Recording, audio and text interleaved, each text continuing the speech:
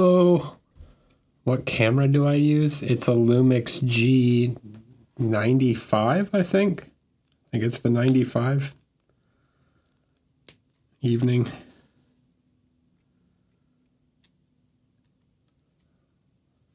Honestly, I don't think the camera is necessarily as important as the lens is. And I have a, well, here. This is camera. What is it? It's a Leica 12-60. Leica DG Vario 12-60. I think the lens costs more than the camera itself. What's up, Anthony?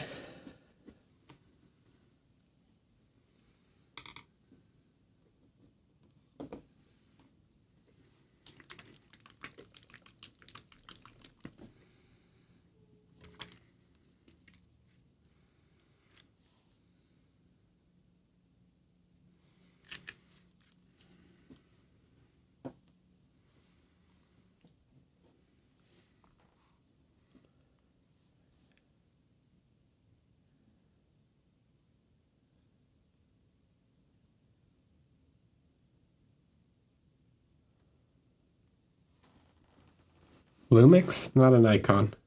Leica is the name of the lens.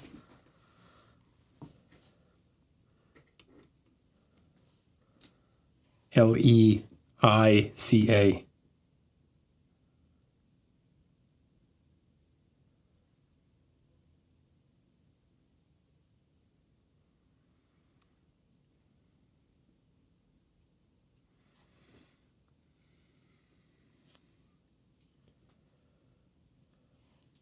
Hi, Park now.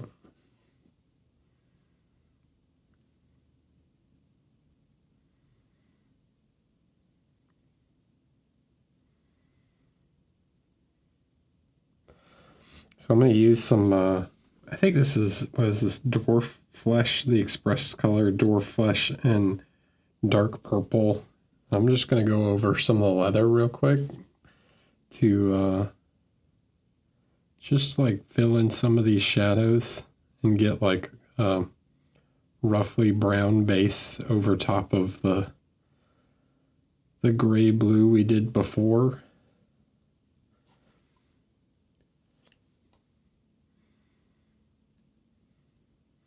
It's just a quick way for me to fill in some of these really dark shadow areas, and then we'll paint over top of it.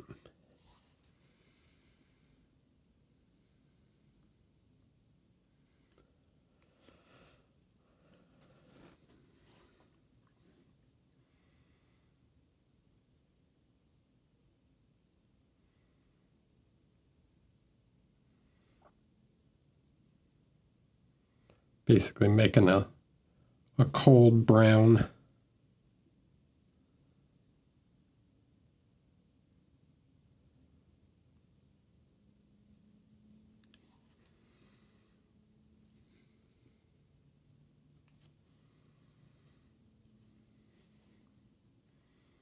Yeah, I think you can get away with like the lens on the camera right in front of me is just the kit lens, so that's not important, but the lens for the figure itself needs to be pretty nice.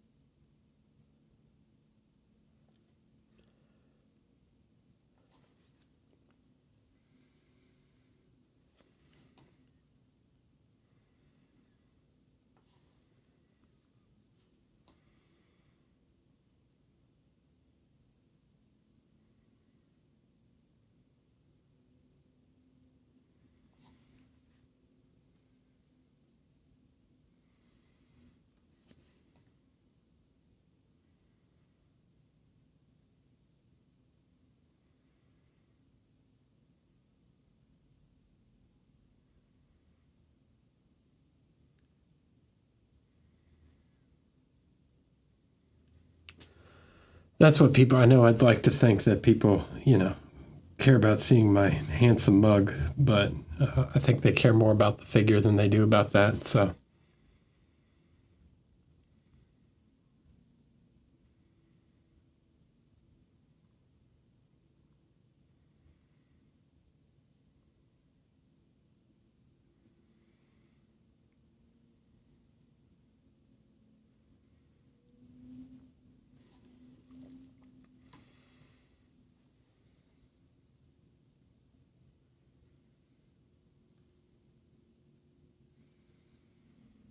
Well, it is part of my job, Gary.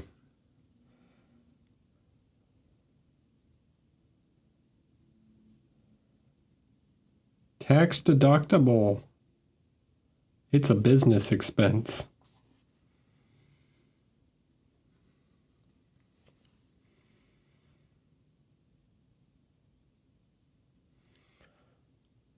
Because I'm not just using it to stream.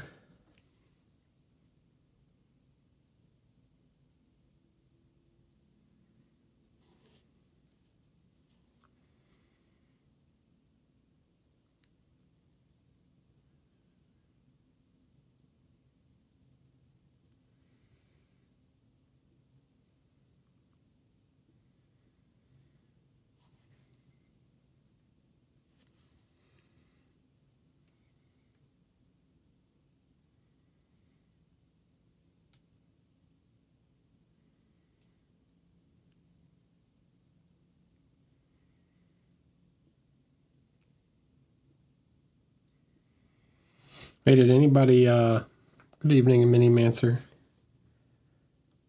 Anybody order the Marvel United, or back the Marvel United Kickstarter that came out today? Saw they hit I think they're up to 600,000 already.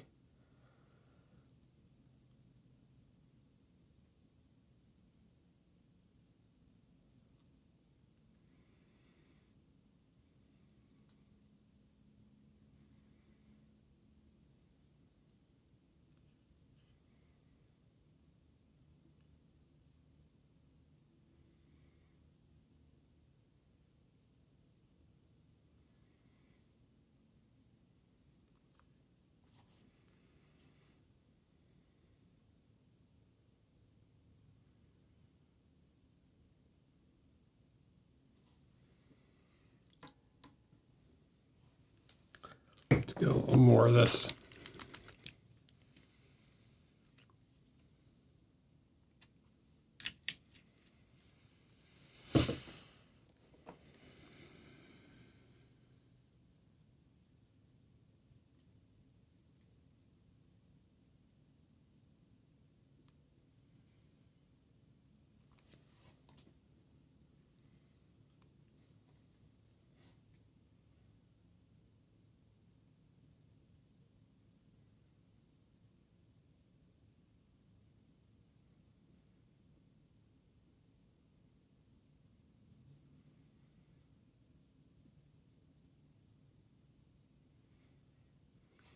I don't know when they'll show them, but I painted a few of the figures for it.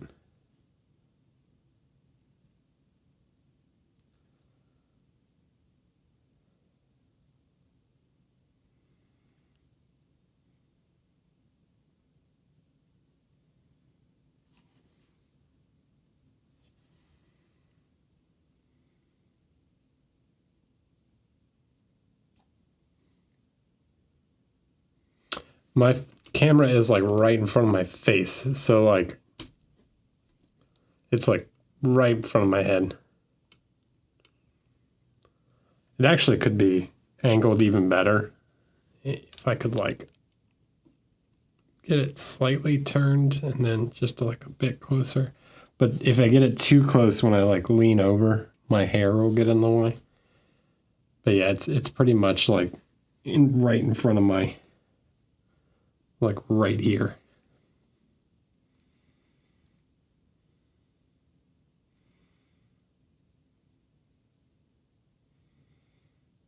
I did not find the over-the-shoulder camera angle to work very well for me. But if you're thinking about, camera positioning and recording and whatever, Just find what is comfortable for you.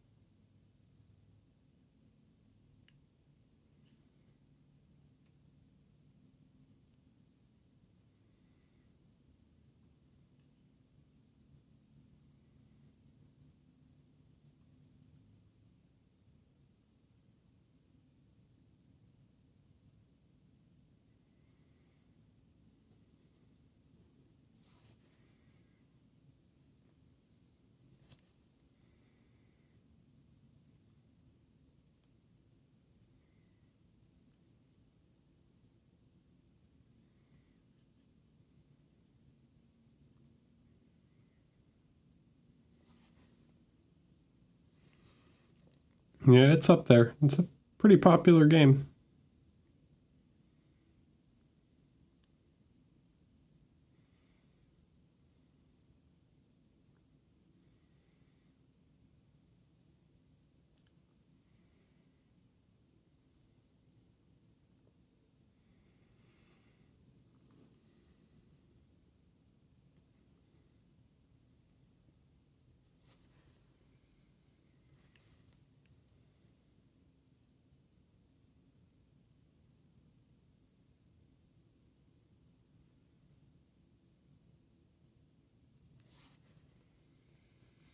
Marvel United. It's the Marvel Comics like Chibi's game.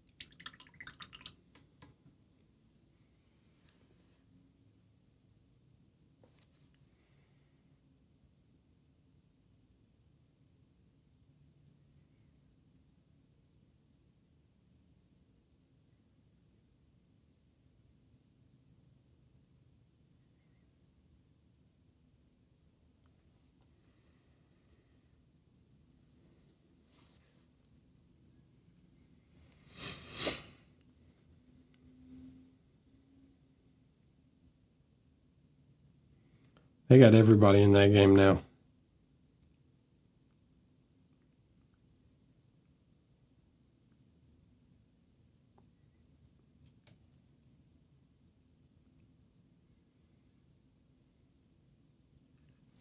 I'm a pretty big Marvel nerd, and I painted at least one character that I was like, who?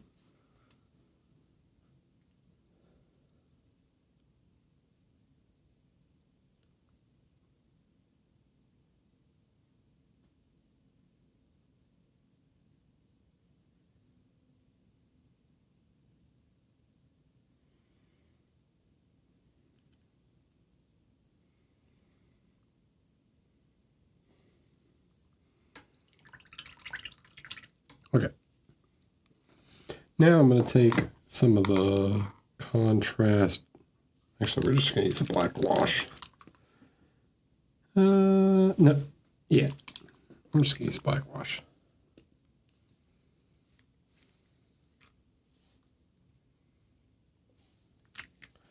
To do the scales.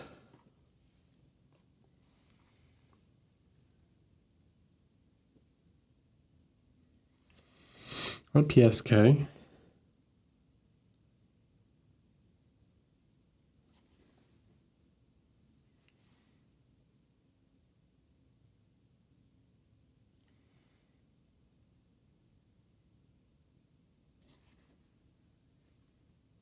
Yeah, I'm good.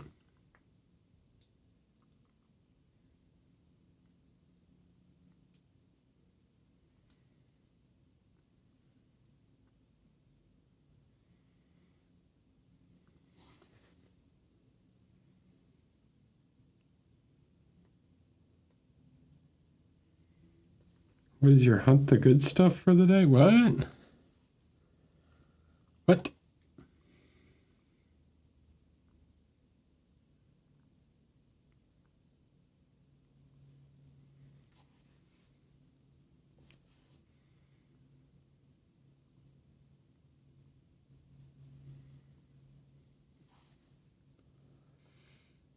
Something positive.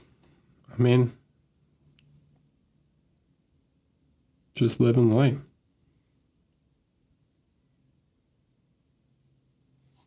I'll give a small spoiler. I can't say for who, and I can't say what it is, but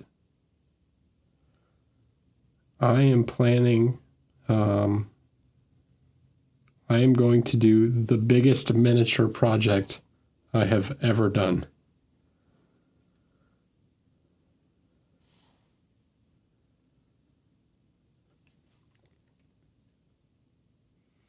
Hi, Meow.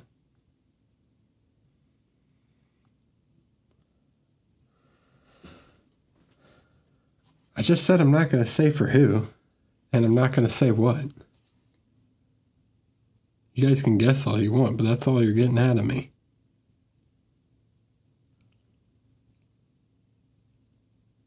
Meow, maybe I'll tell you in private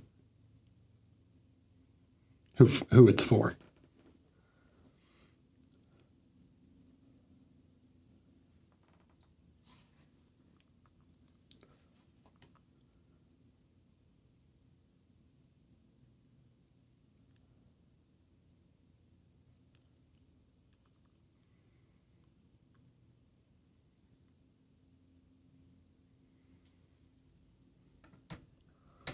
I'm not going to say.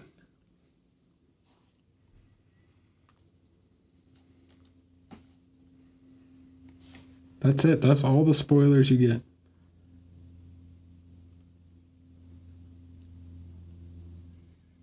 That later this year, I will be doing the biggest minis project I've ever done.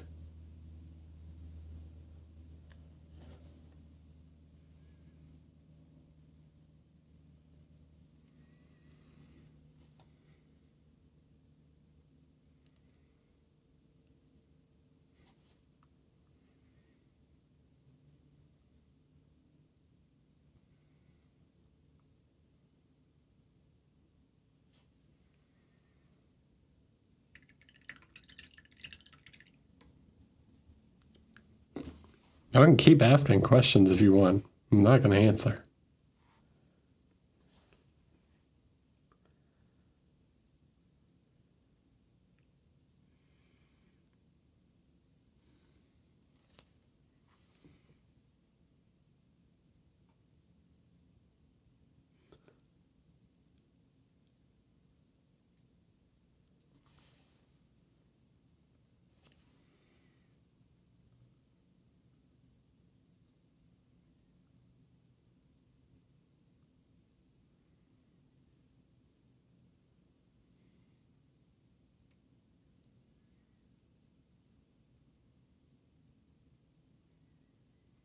I'm enjoying all the guesses, though.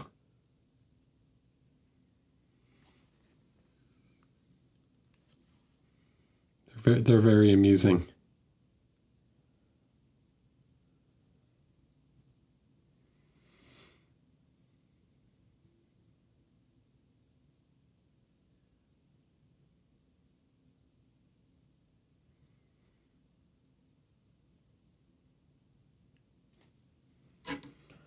What else am I planning? I don't know. See what comes along. I've got quite a few figures in the works.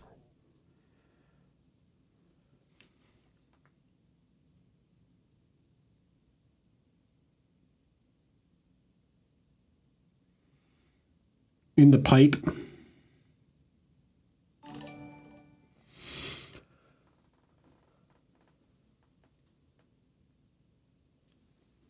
Thanks for following, Healy.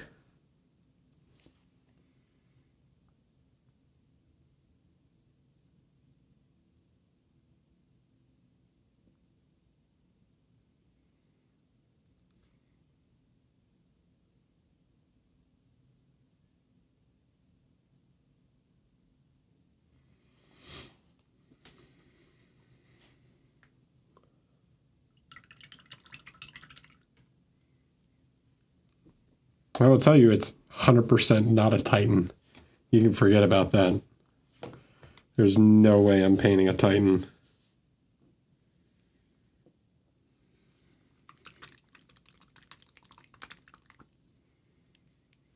Well, this is the only time I paint more than one miniature at a time when I do stream minis.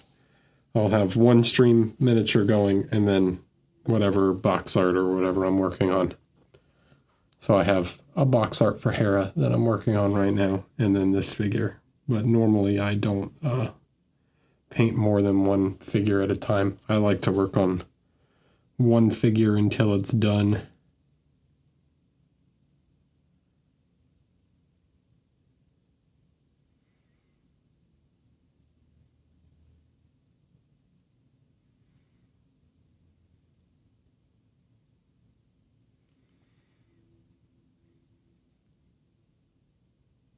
One project. We'll say it that we'll say it that way. Like sometimes maybe I'm painting like 5 of, if I'm doing a privateer press big project, I'll be working on like 5 figures at the same time.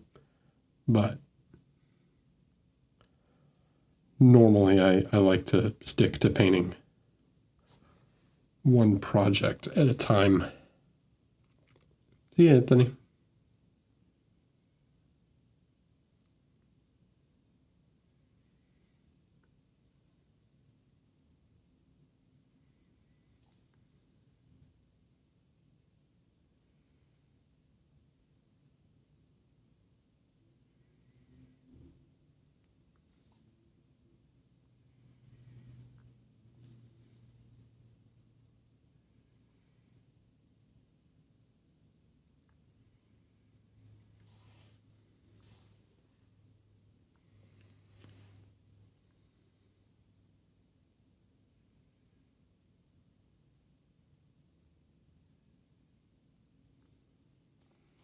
Okay. That's at least given me some shadows, some shadow tones.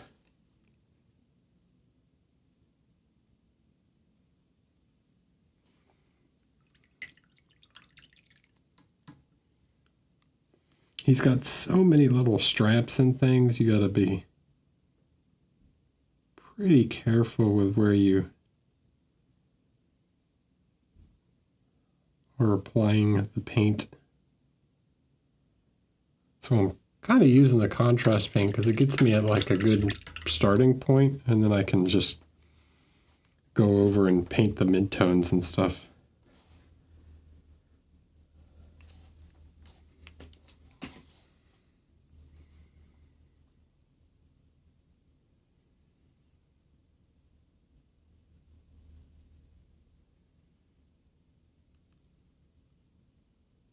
So, express color.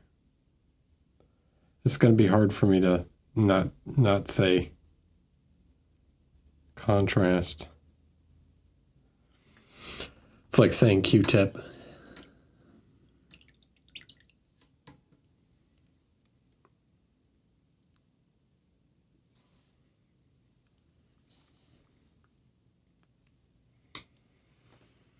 Okay, so now we need a kind of cold, we want a sort of cold brown. I'm going to use, I don't want to do the leather.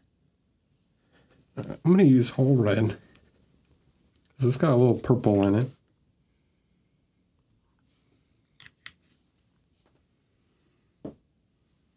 Is that blurry? Or am I crazy?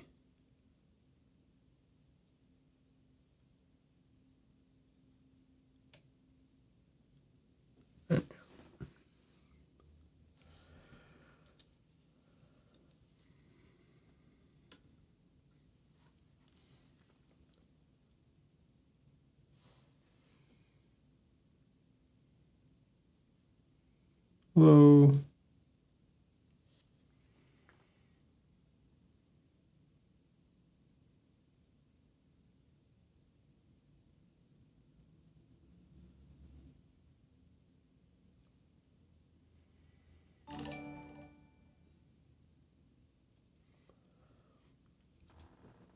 Julian Mendel, thanks for the follow. Welcome. Amy, how did you finish Sienna? Is she done?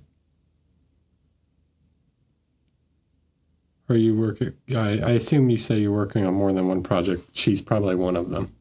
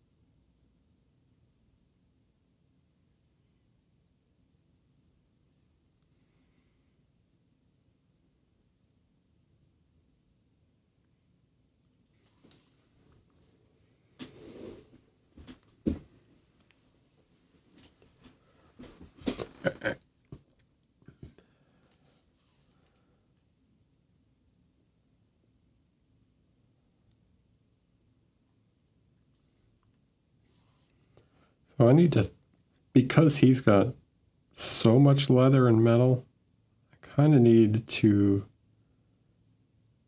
figure out different tones for each leather. I want the one like on his armor panels to be a different tone than all the straps and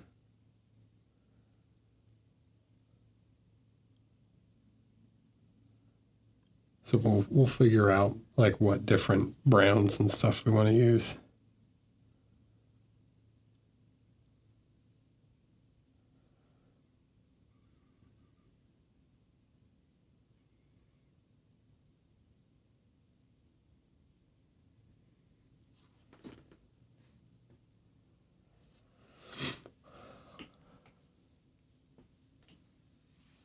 Hola.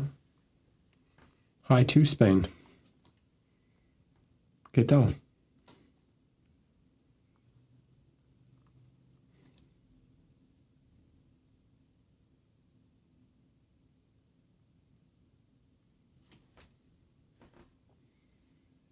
Thank you.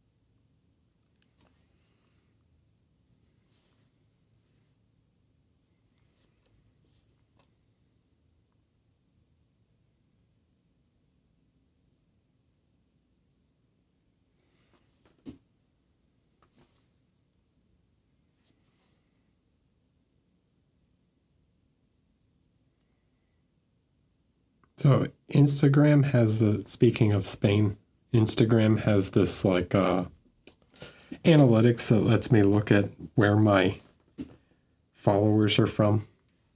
Country number one is USA. It's like 25% of my followers. But number one city in the world is Madrid. I have more followers in Madrid than anywhere else in the world.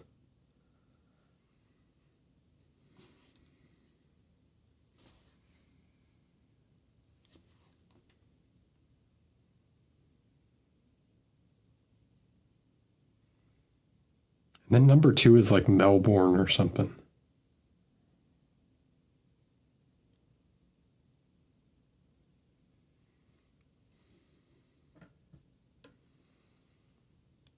Hello. Bonjour.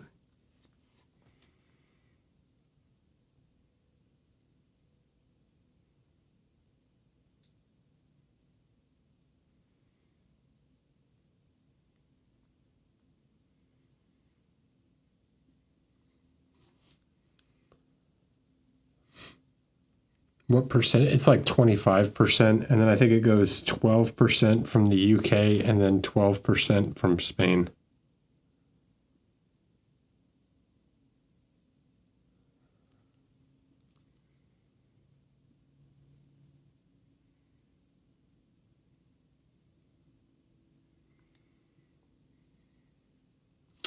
It's not in the top five. It doesn't show me Poland in the top five. I think France and then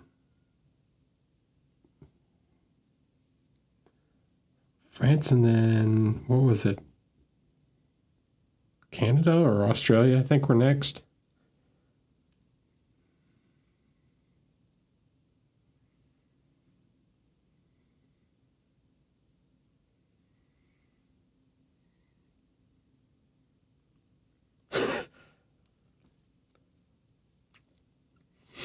Is Poland really that high a population, though?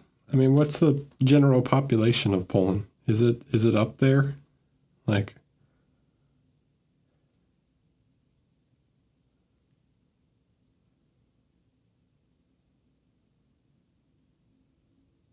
does Poland have a higher population than Spain?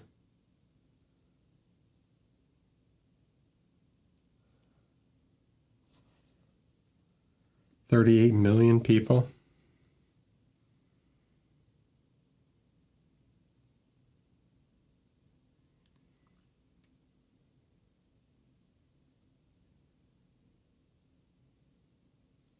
What's my home state? Hold on, I need to know now.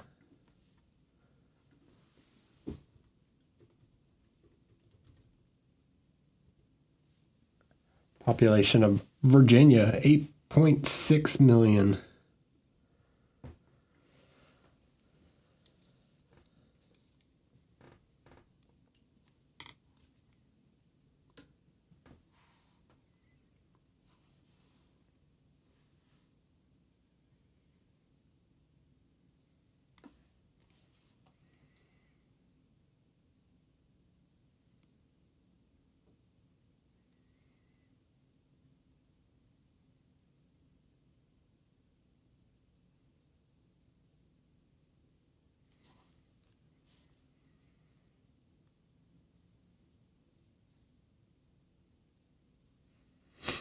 Probably.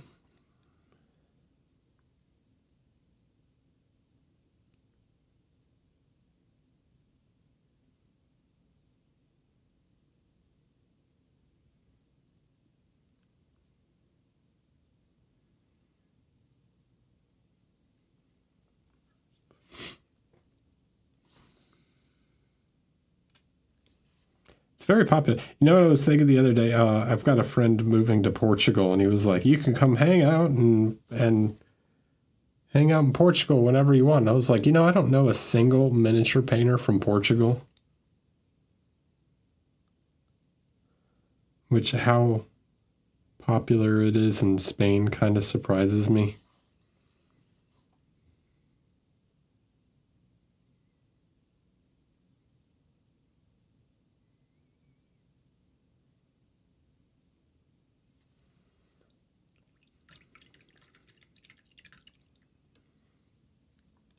I know some Brazilian miniature painters.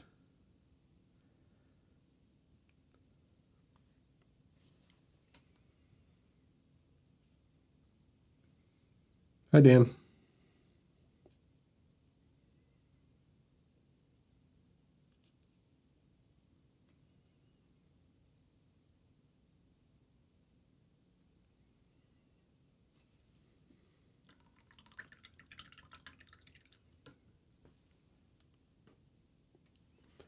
Okay. Now we want this pretty leathery, so I'm going to go to the orange brown. I want this like a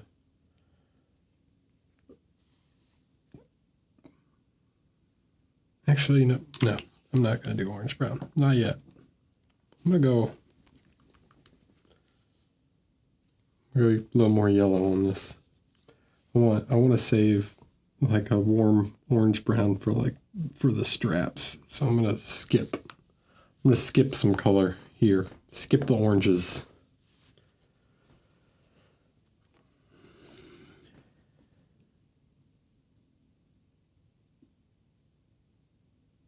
We're gonna go more cold brown for this part.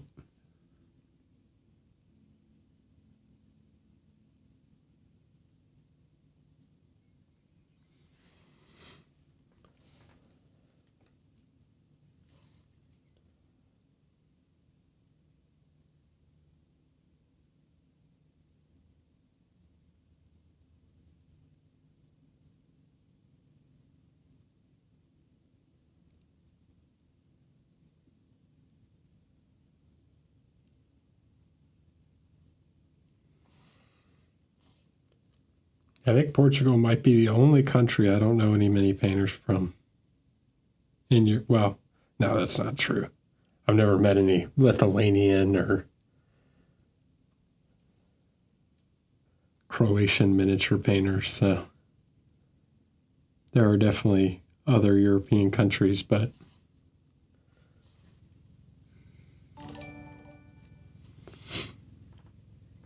Snarky Gob, hello. Thanks for following.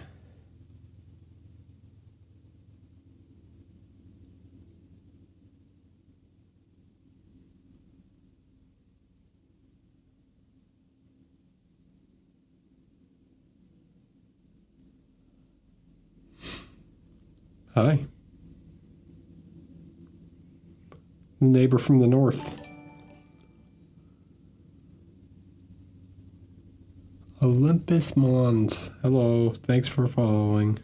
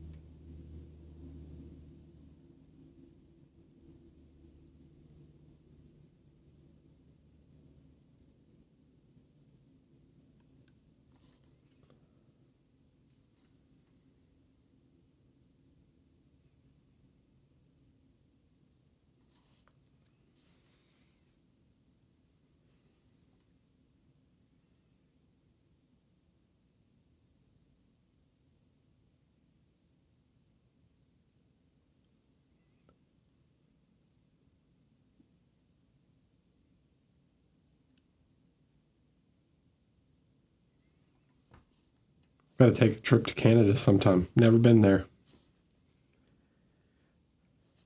Closest neighbor, and I've never been to Canada.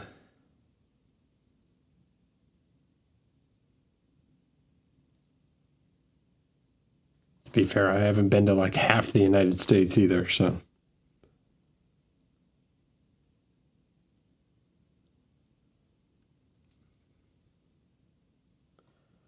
What's up, Nobry?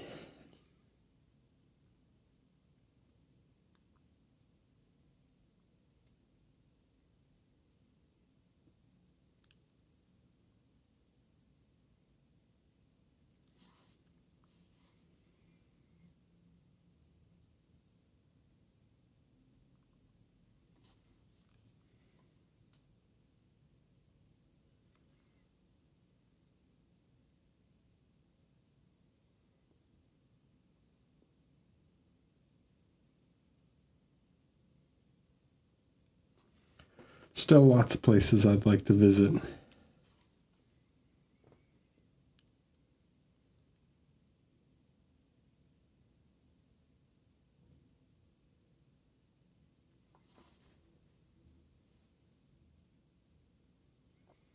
I'll have to make a trip to Poland at some point.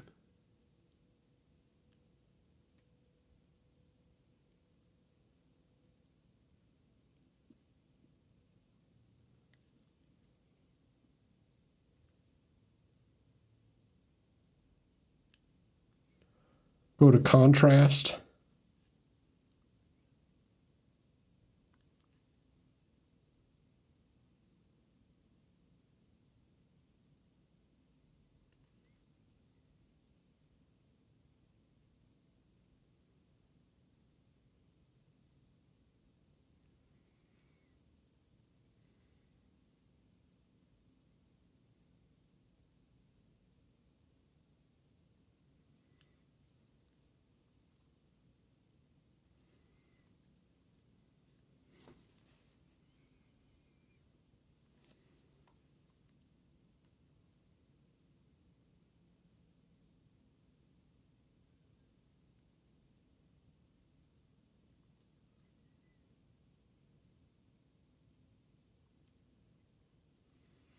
Eat some pierogies.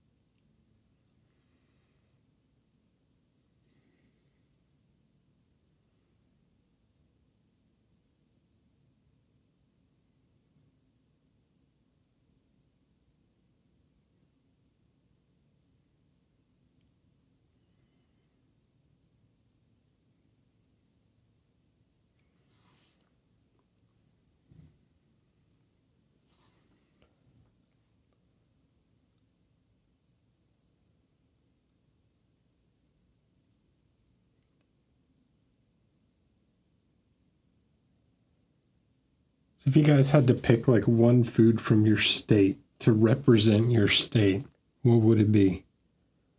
I'm trying to think.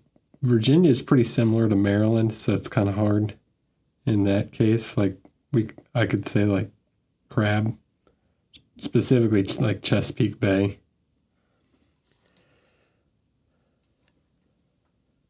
I guess we're kind of known for peanuts also. Bagels or pizza has to be New York.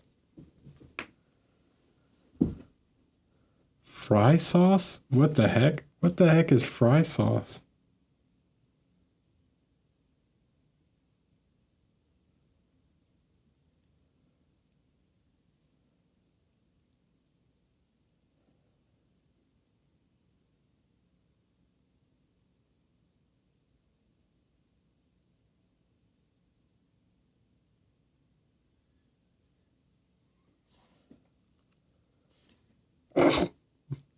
This is corn. High fructose corn syrup. Welcome to Illinois. Smithfield ham is from Virginia. Yeah, Virginia ham is actually pretty good.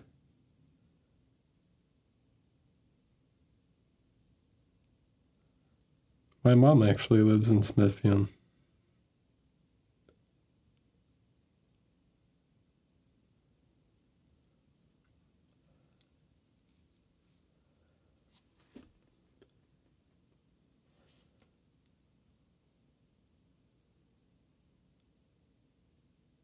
Oh, just ketchup and mayonnaise put together? All right. 1,500 different types of cheese. You gotta be from Wisconsin.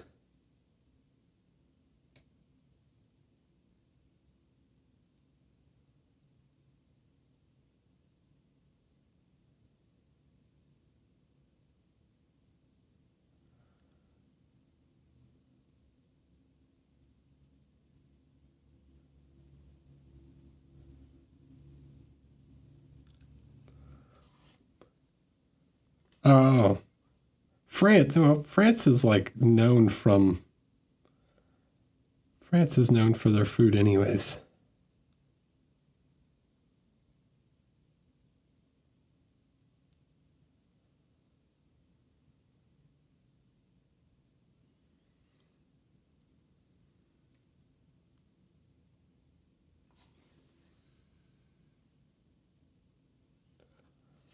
It's like half your y'all's. It's like majority y'all's cultural identity. Your food and wine.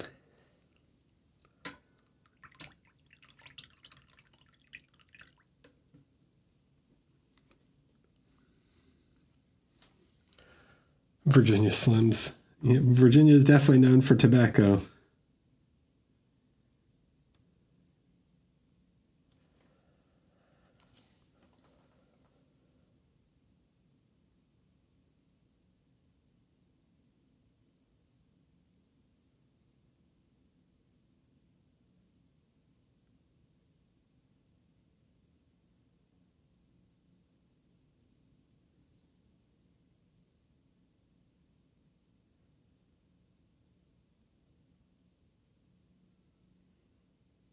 I always find it funny that the Marlboro Man is a cowboy, but Marlboro is from Virginia. No, there's no cowboys in Virginia.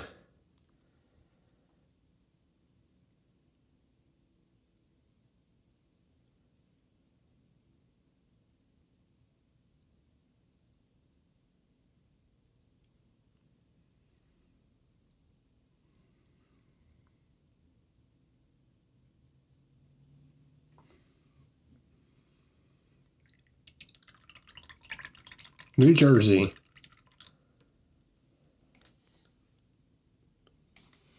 I'm guessing saltwater taffy, you must be from New Jersey. Or maybe Delaware?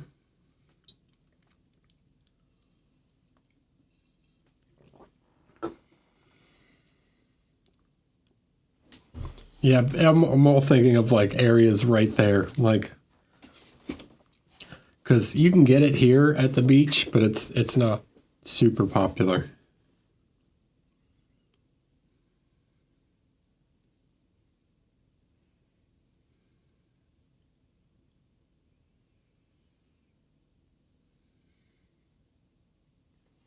Oh, okay.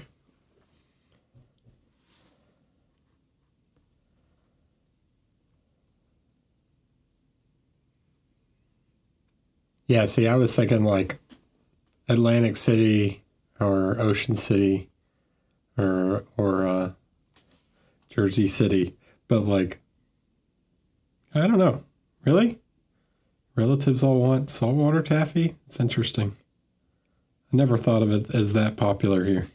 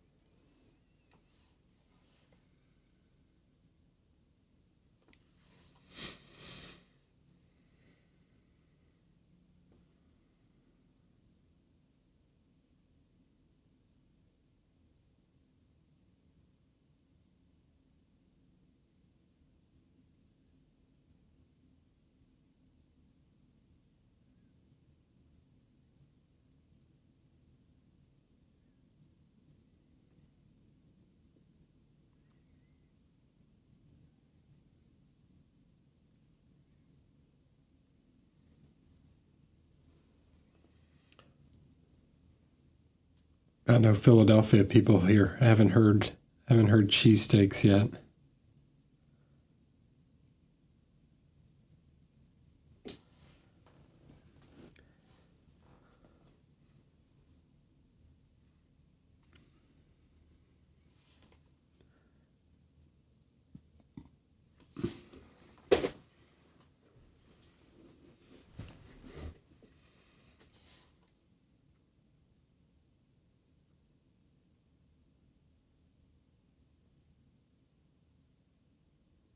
Yeah, I had the cheesesteak in Philadelphia. I gotta admit, like from a legit place, I gotta admit, like the ones from Wawa and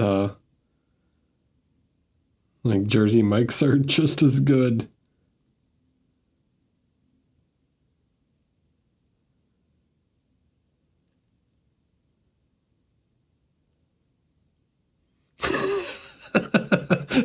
Now I got you.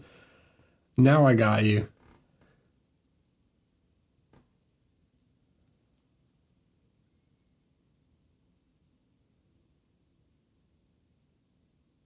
Was some place in the what's that like underground? Or it's not underground, but it's like the big terminal type area in the middle of the city.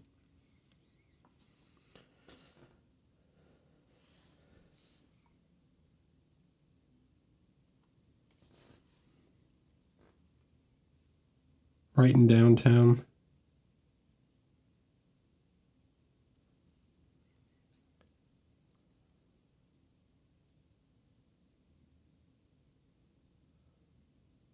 I don't know. The best food I had in Philadelphia was just some Chinese, like dim sum place in Chinatown. Yeah, Reading Terminal.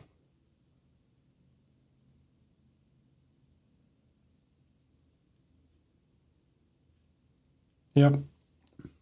I was at PAX Unplugged.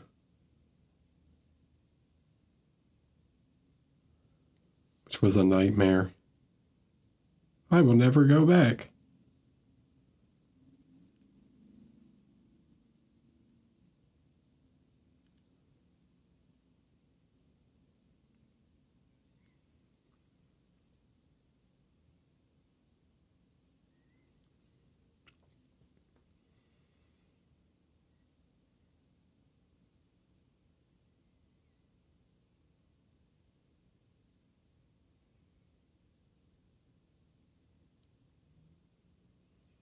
It's like the weird way they schedule events, and there's a lot of like security theater and stuff going on. I definitely brought like all my supplies to work on miniatures and walked into the convention with like multiple X-Acto knives and everything. It's stupid.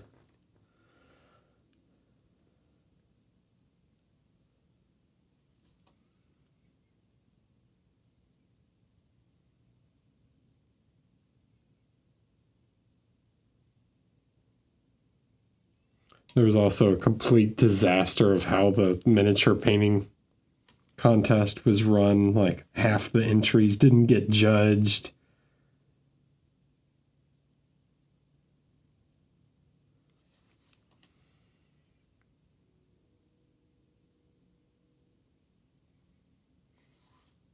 2018? 2018, I think.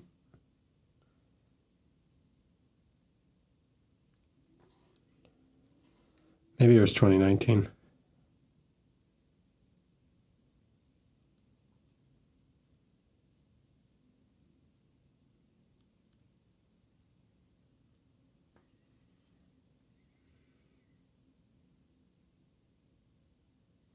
I think it was the second one.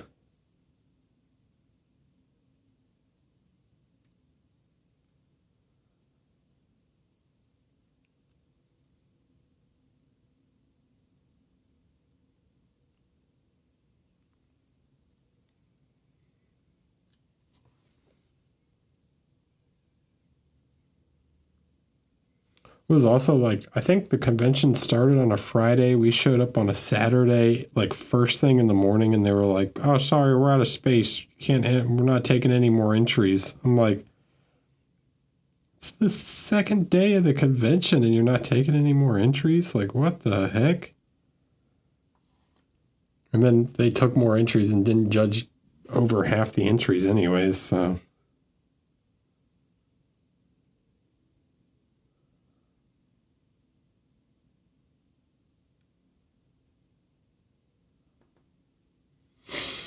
What do I think is the best mini painting competition show in the US? Well, competition, I'm not sure, honestly. I think ReaperCon and Nova are both pretty good in terms of competition-wise.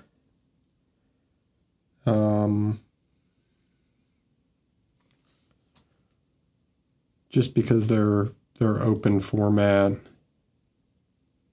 I wish they gave trophies at ReaperCon for best of show and stuff, but they don't.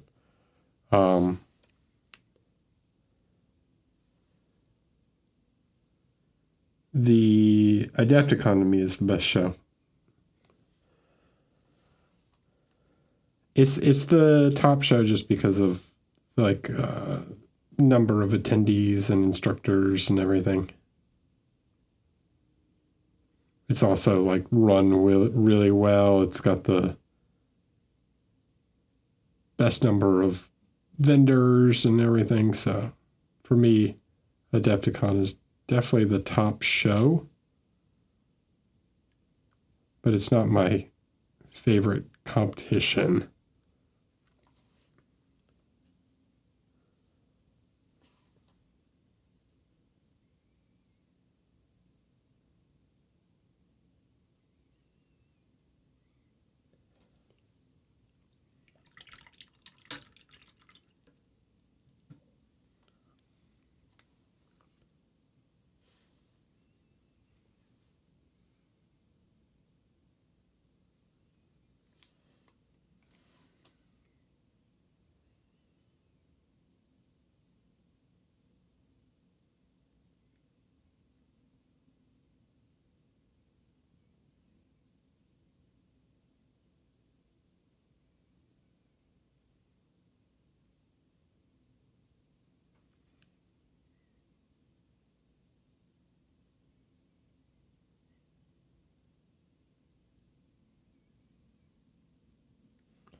And as good as the level of entries that Crystal Brush had, I didn't like the 1, 2, 3 format of Crystal Brush.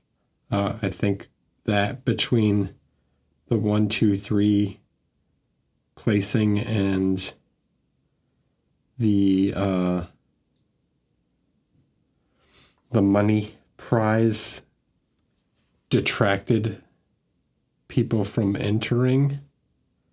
So even though Crystal Brush would have like some of the best figures of the year, it wasn't like very big. I mean, you had like half the number of entries that Nova Open has.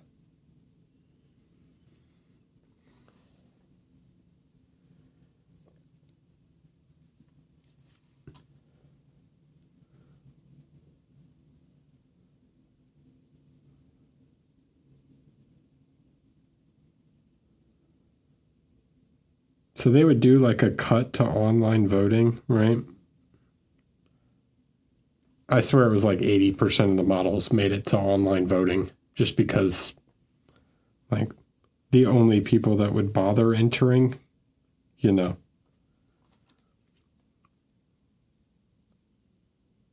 would stand a chance.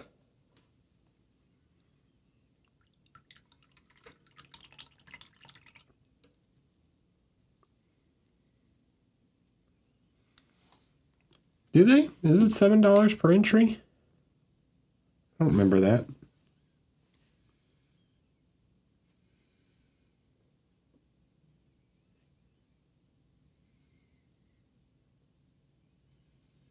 I don't know. Yeah, it's, I mean,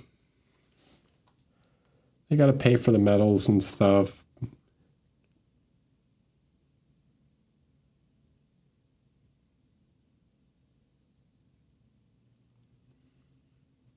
It's, you don't have to pay to go to Monty. There's no like entry, like badge fee, but entering at Monty is $20.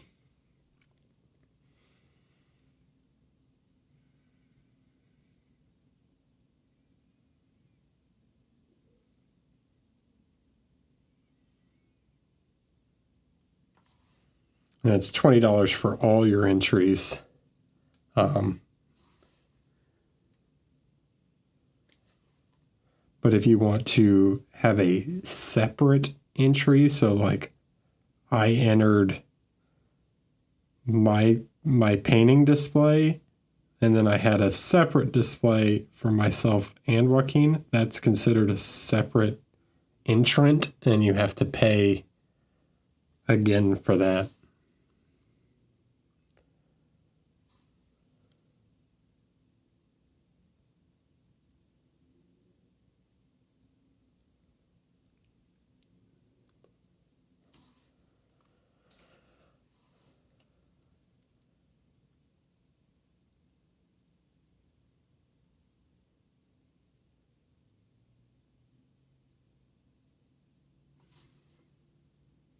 Yeah, I sometimes wonder what the point of the badge fee is. It's like,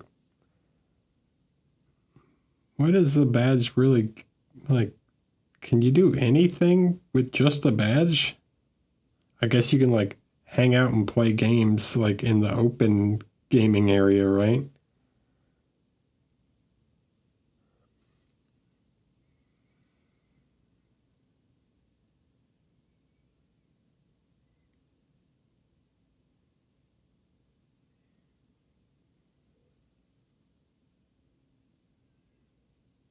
You can go play like board games and stuff and play open tabletop games. But yeah, it is a little odd. I never really understood like the charging for a badge thing when just having a badge doesn't really get you much.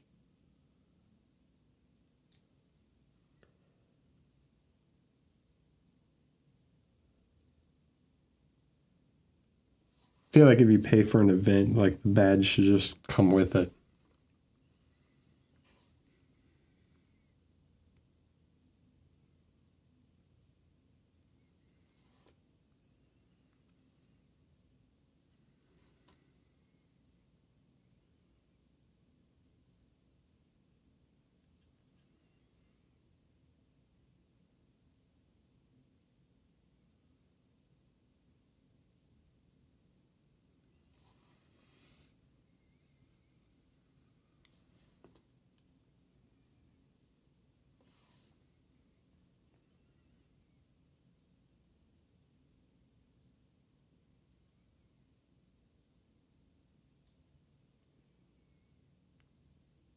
Yeah, maybe you could do something like if you sign up, if you spend X amount on events, like if you spend more than, I don't know, $200 on events, then you just get your badge free.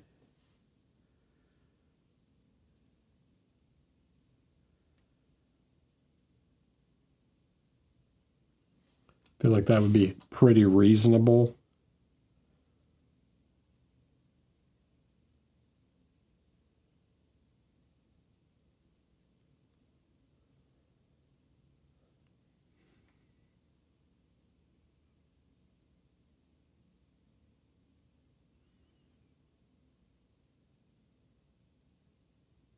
But what do I know? I don't run a convention.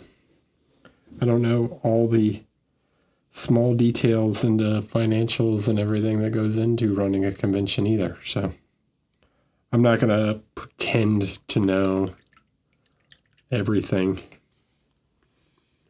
what goes into it and what doesn't.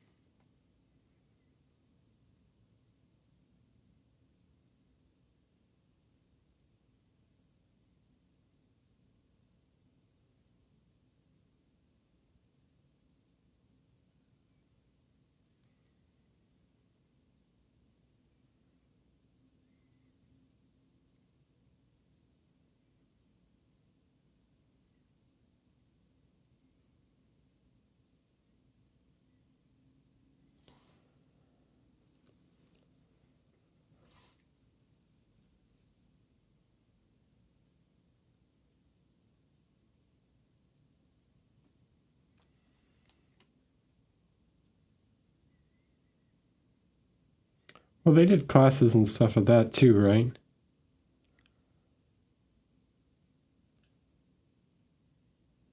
I don't know. I don't think the Kill Team Open is maybe a great name for that anymore, since they're trying to make it a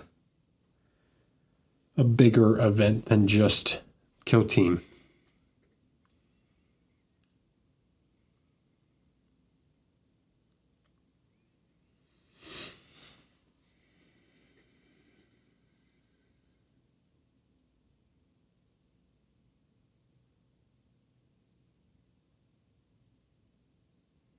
I mean, there's a lot that goes into running a convention.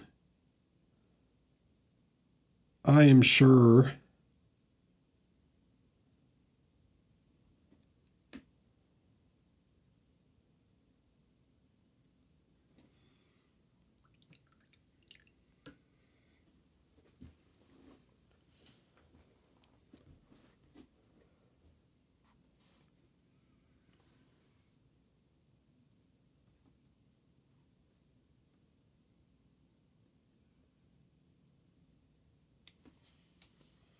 I didn't teach it. Well taught at Kill Team Open.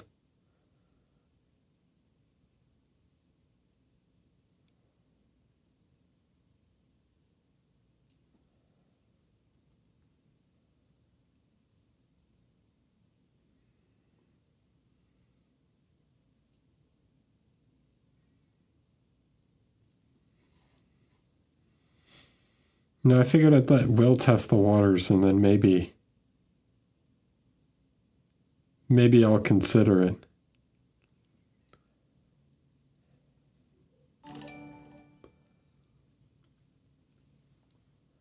Thanks for the follow, Froggies is Afraid. Oh, I also missed Olympus Mon painting and Snarky Gob. How did I miss those?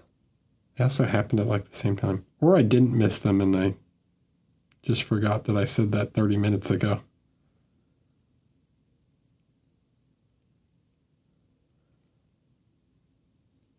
Or I'm just so deep and concentrated painting these boots.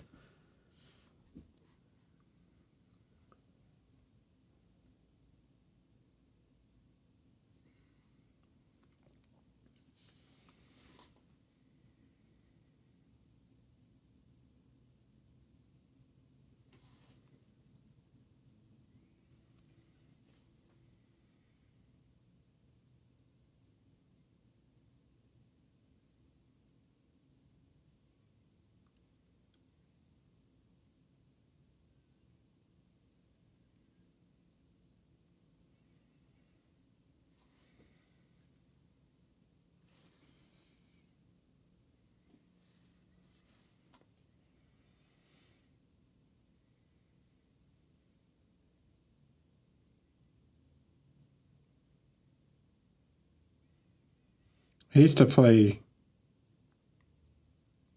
to be pretty competitive at War Machine and 40K, to be honest. I was never like,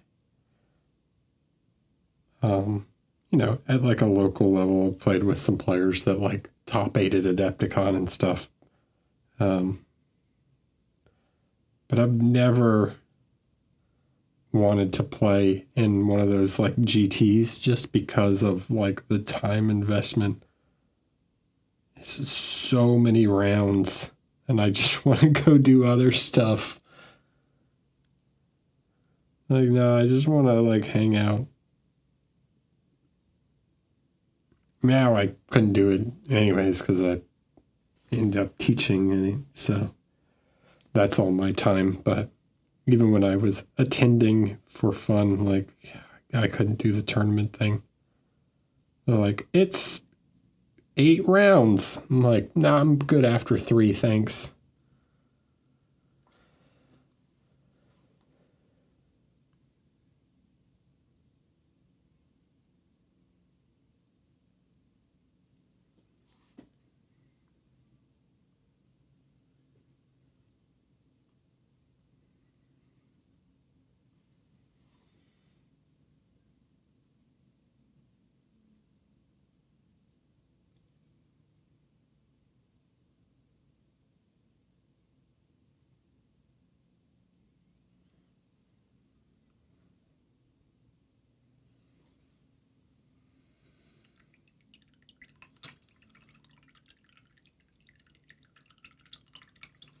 No way, dude. That's not happening. 12 hours straight of playing games. I'm good.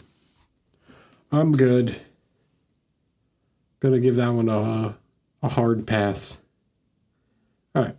So, I'm pretty happy with how that is. I'll adjust some things, do more, but now I think I'm gonna go smoke.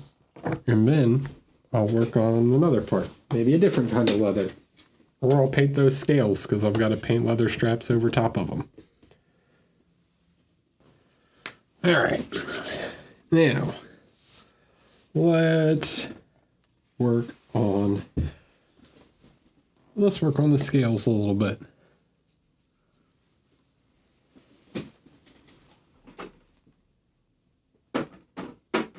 No, I don't want that. Here, we'll grab some of this. Alright, so we need some black. Actually, no, I want a little more blue.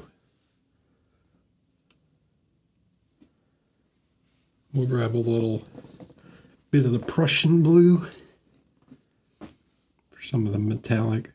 Not that the scales you're going to be able to see a lot of blue because they're so tiny. Grab a little morning sky.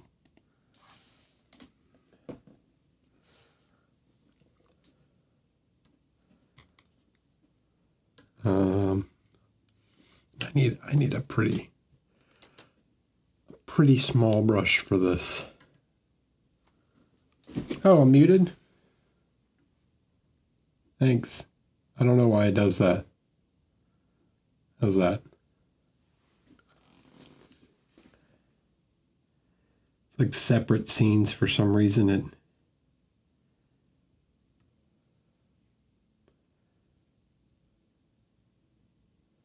So we'll mix some morning sky with the blue.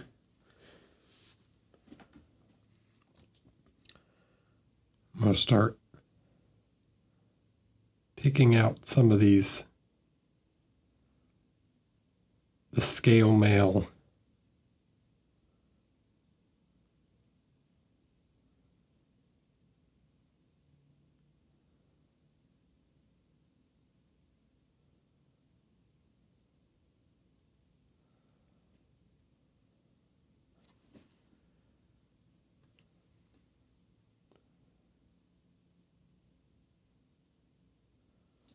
Make sure you guys can see this. I'm going to zoom a little.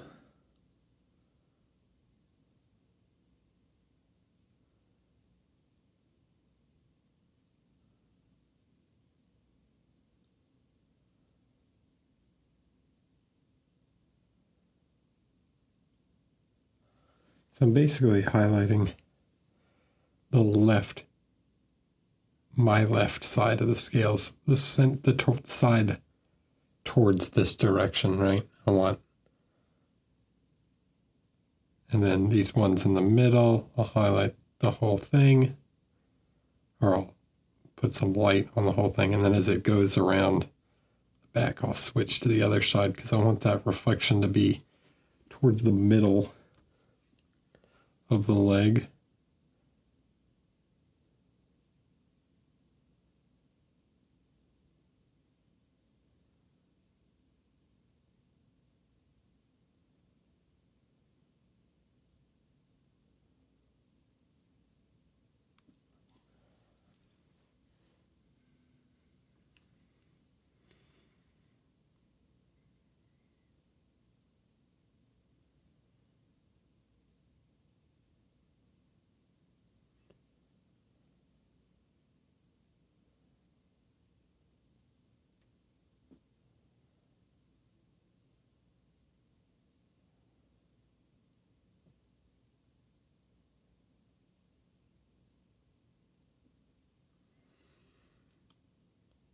Okay, something like that. Let's just do it one leg at a time.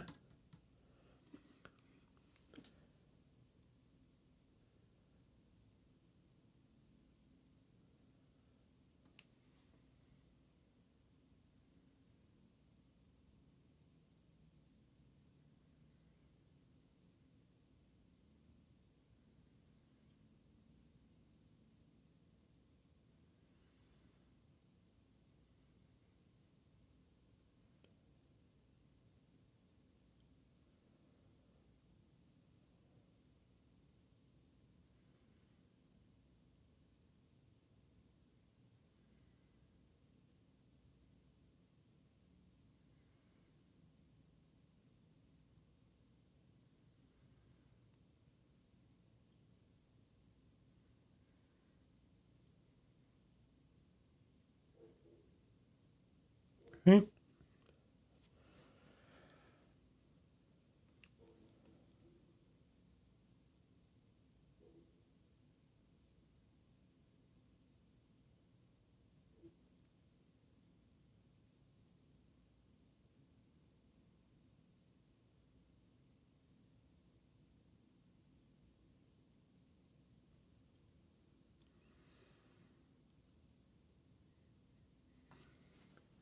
Like so.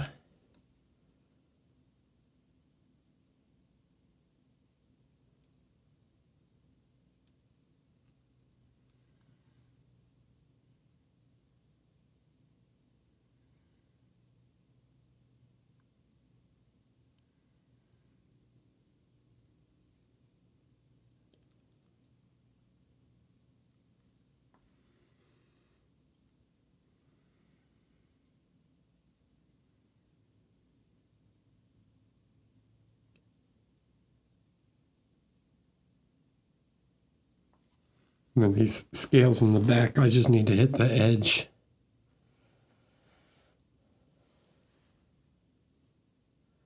Now for some of these, it's pretty dried out, but since this is going to be snow down here and underneath, I'm going to use a little more blue. I'm just going to hit the edge.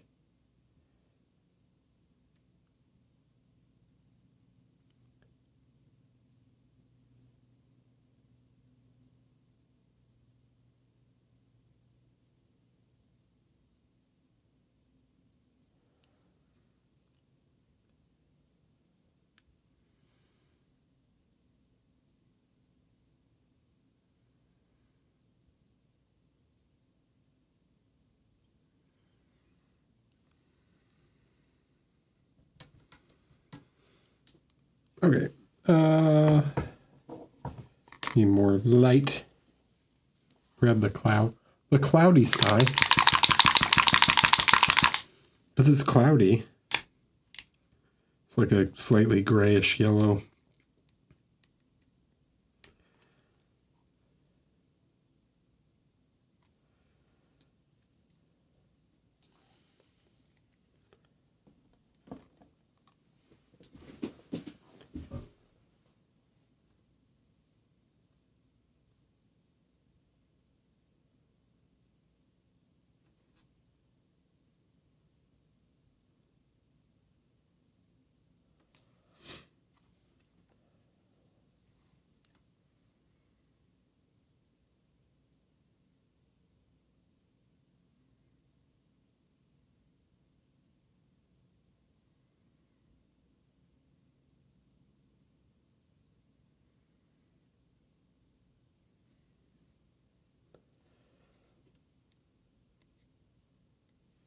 That.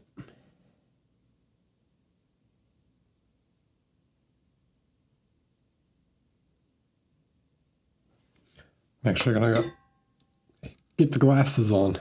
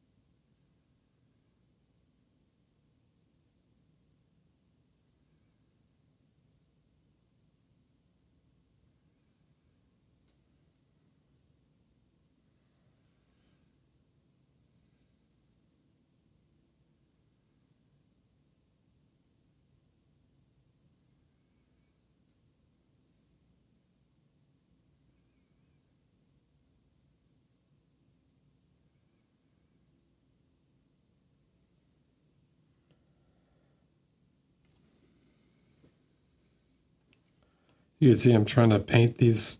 Think of them like little arrows. Paint the little center ridge. And the edge line on the bottom.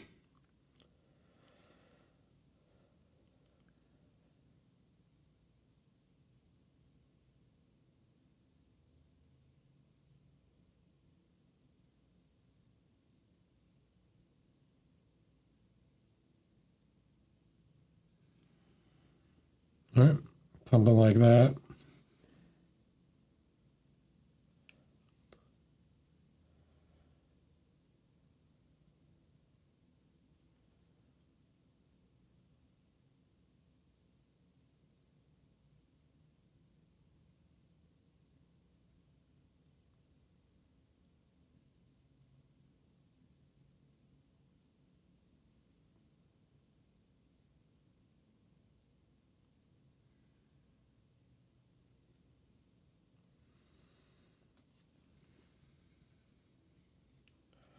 Just about patience. Take your time.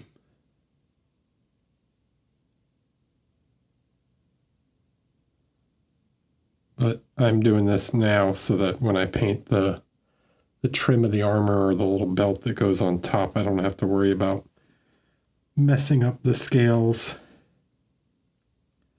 Then on these ones that face more on the inside, I just want to get a little light on like the corner.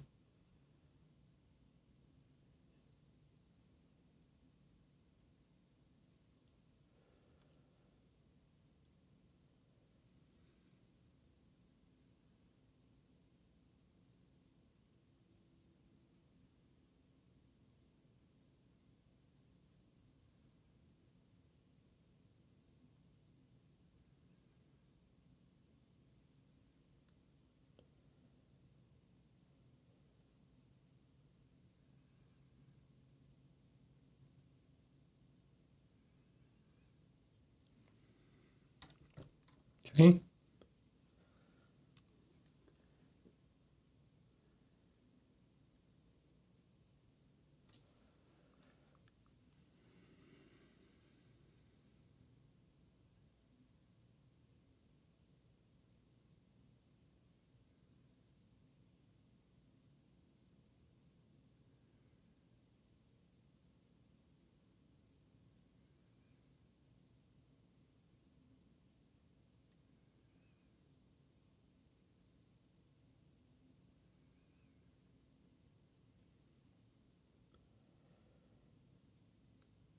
Keep making them shinier.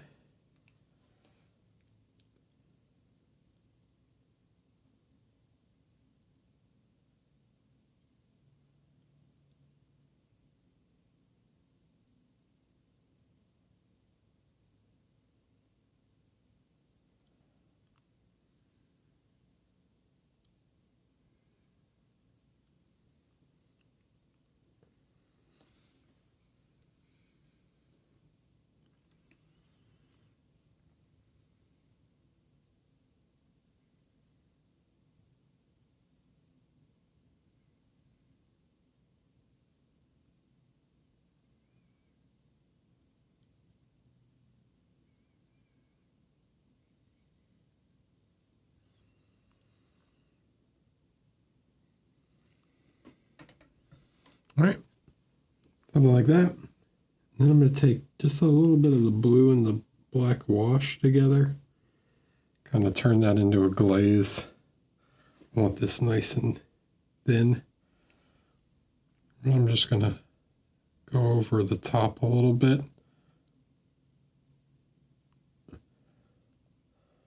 Just to knock down the shine, the level of shine in some spots, get the shadows back in.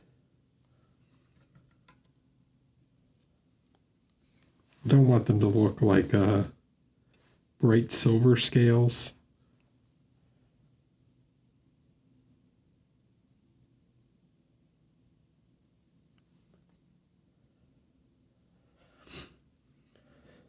I mean, you could do that if you wanted to, but it's not the look I'm going for.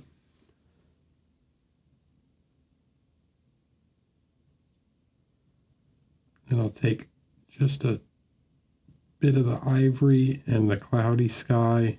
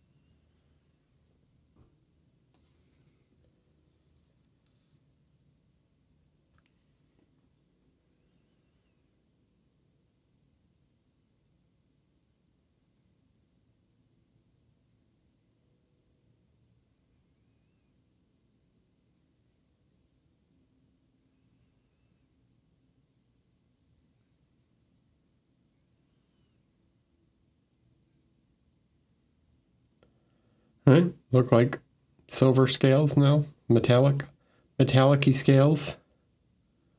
No? Yes? Maybe? Is this interesting?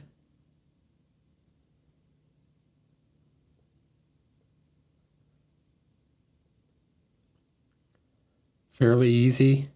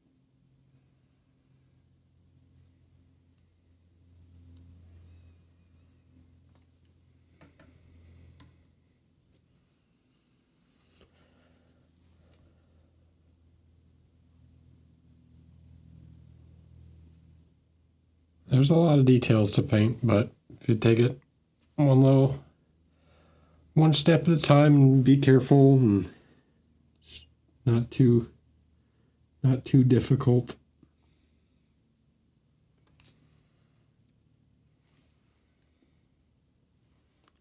And now we're going to do the same thing on this one, but we're going to paint the top of the scales instead.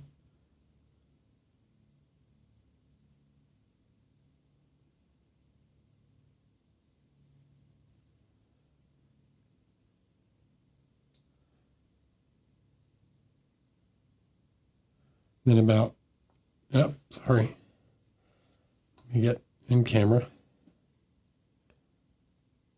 About halfway down, I'm going to switch to painting the bottom of the scale.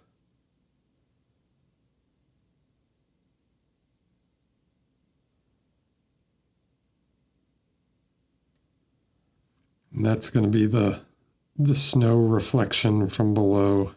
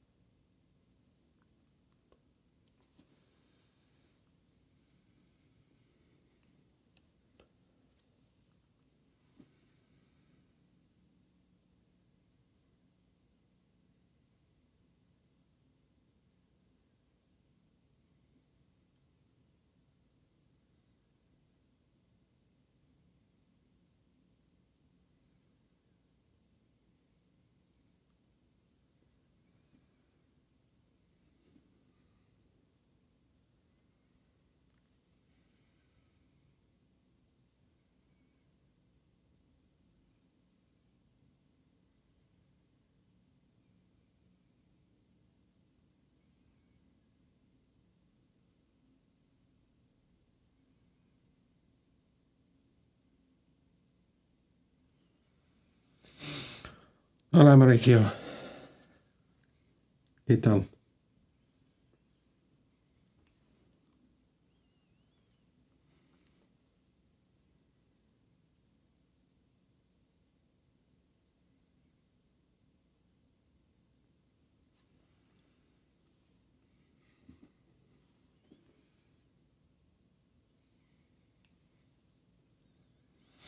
Sí, sí. Hey, Mauricio, is the word for scale like these? Like fish scales? Is it the same in Spanish? Escala? I know the word for scale, like the thing you weigh something with, or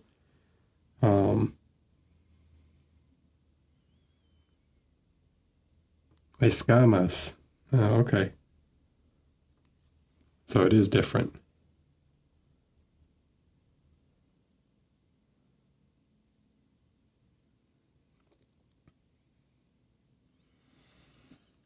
So it would be armadura de escamas.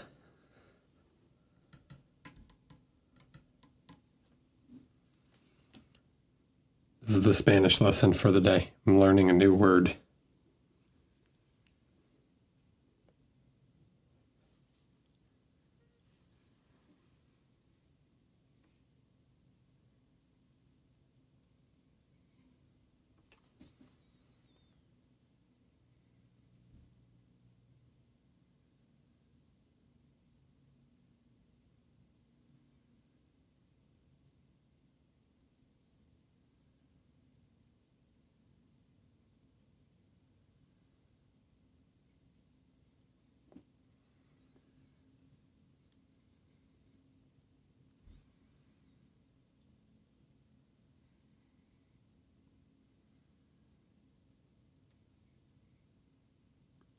So esquera only refers to measurement.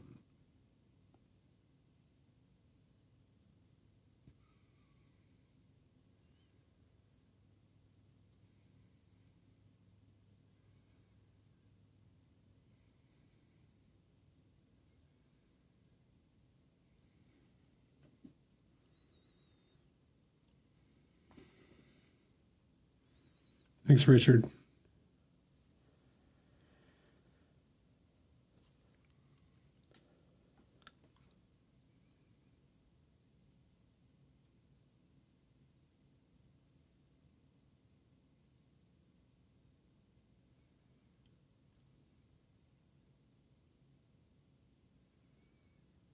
I'm good. How are you?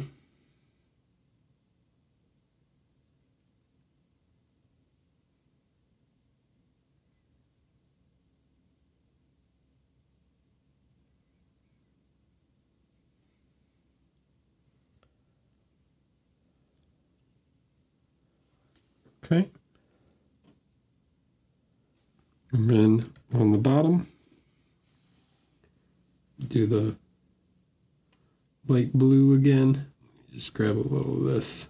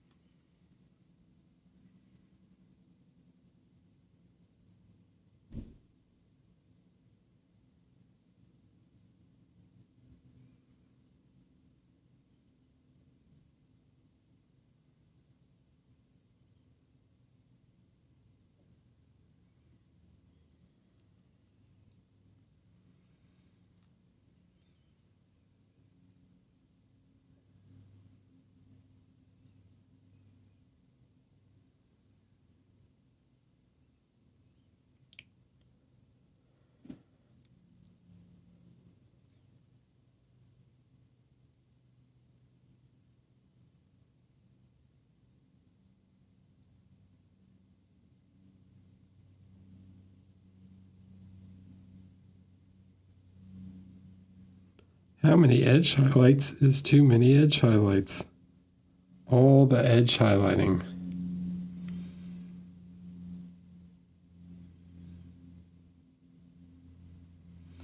Just keep painting them edges.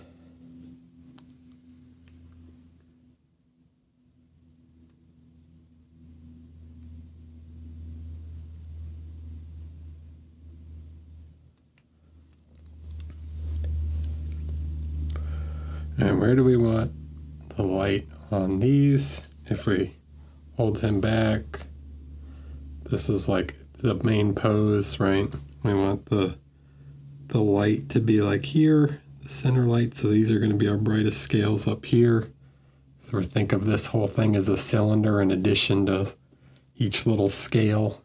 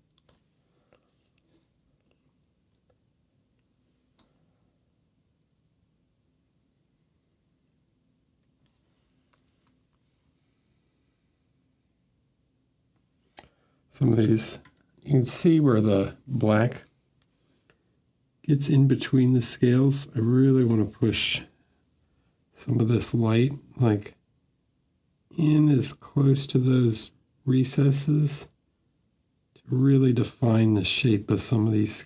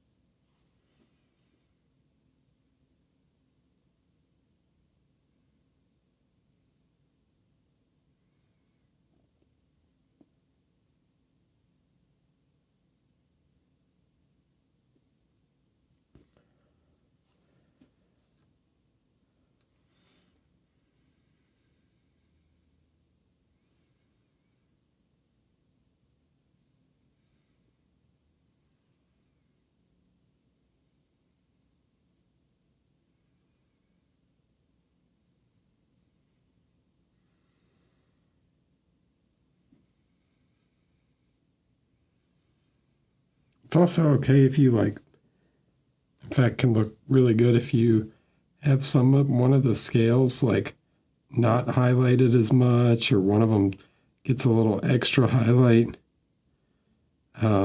because it'll make it look like that scale's like slightly out of position. So it's like,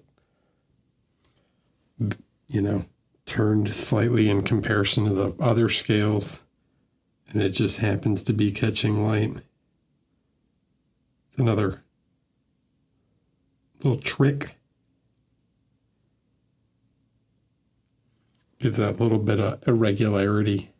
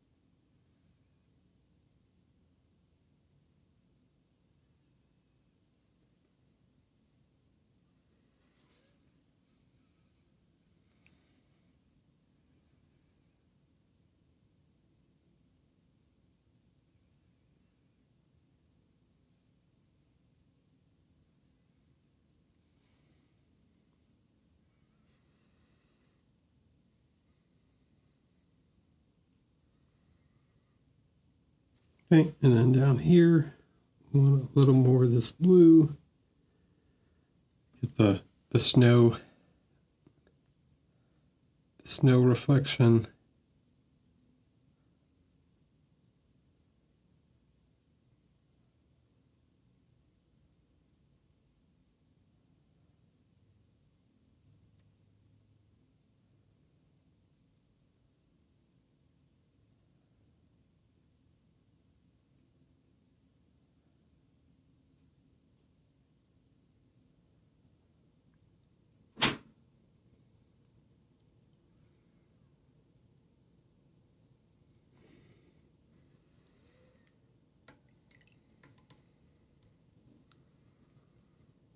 All right, and then just like we did with the blue and black wash before,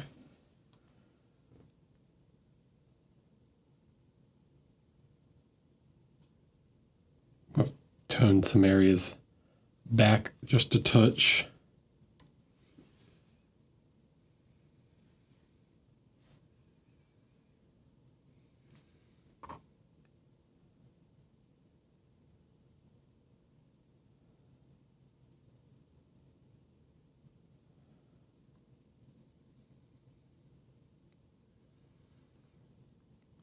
Gives some more overall shape to the leg.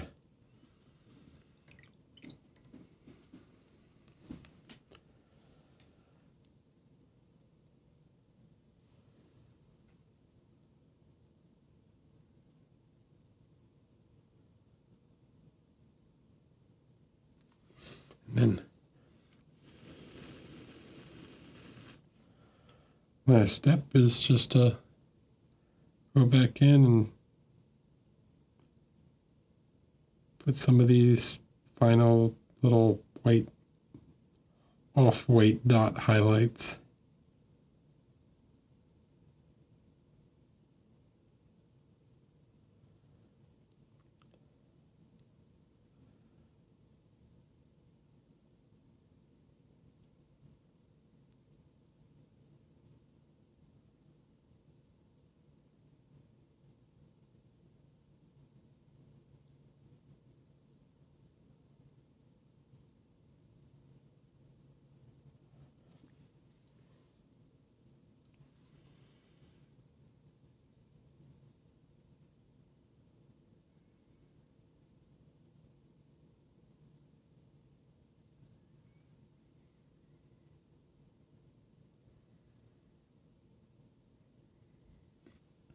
Shiny.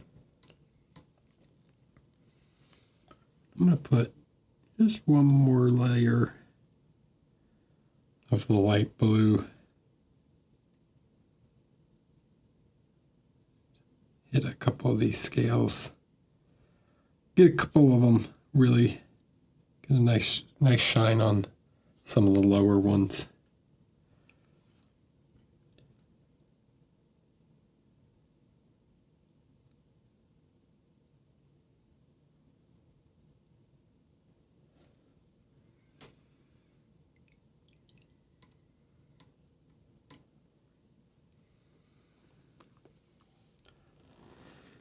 Hi, Mephistos. I use Vallejo, and Chimera. Yeah, see, so you've got this, you can see that there's like a cylinder that runs here, right? This is a cylinder. Then you've got a darker band here, and then a light band on the bottom where it reflects the ground. It's not as exaggerated, but because you've got all these little small volumes, but it does show up a little bit.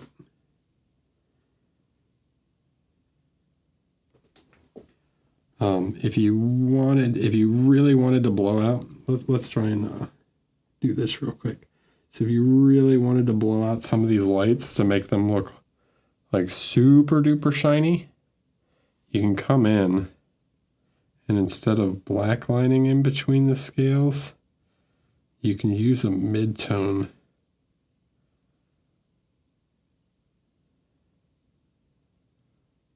Like on this band in the center.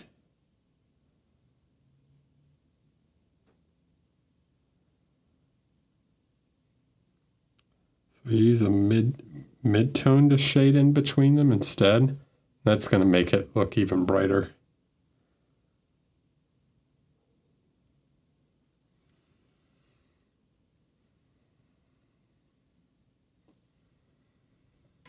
The light is so bright that it blows out the shadows. Who's that? Renji. Oh, thanks for following.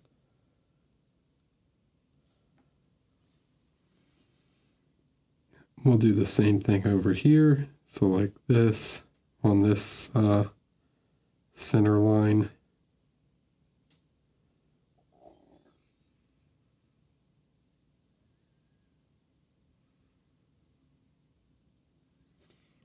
We'll have that light get blown out.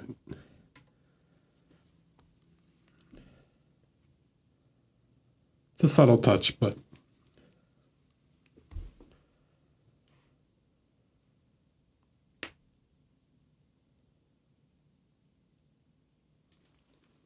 thanks, Renji. Okay. Well, that was the scale mail. Do I want to paint tiny little leather things or not? Leather, little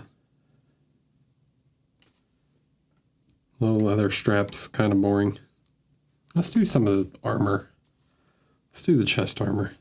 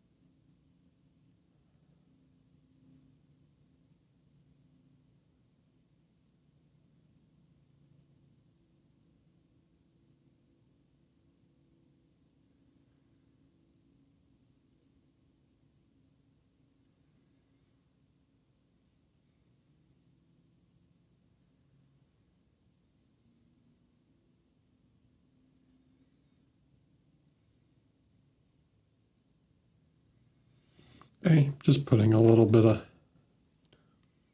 gray blue over top of that. Bit more, need to get a bit more black in some areas. So, right, so we're looking at it like this, where the highlight's going to go. Well, you're going to get a dark, pretty dark. We want to create a high contrast between the two sides. So I'm going to start pretty dark on this center line so that we can get a strong contrast between the two sides of the metallic plate. And then we can adjust it as we go along.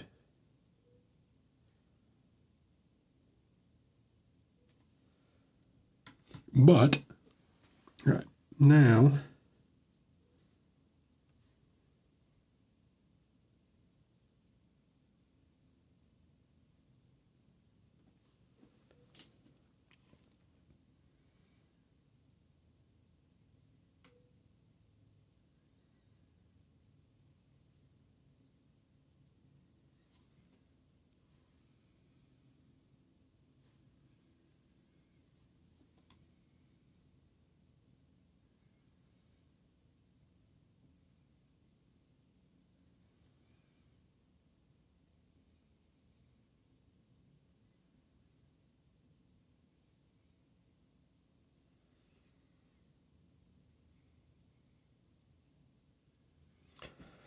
not yet, man.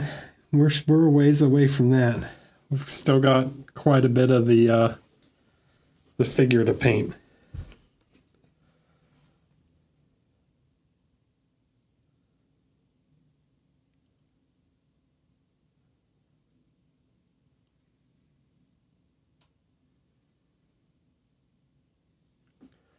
We are a ways away from snow base.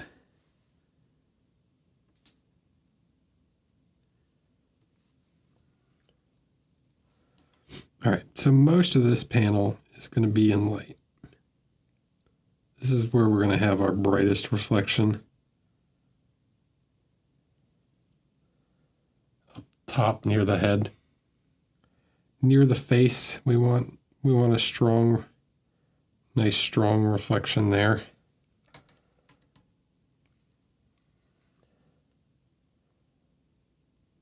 All right, this is the main view.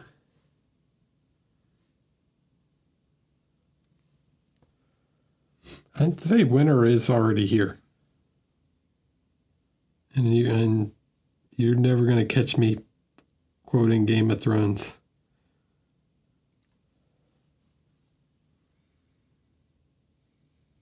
I don't want it.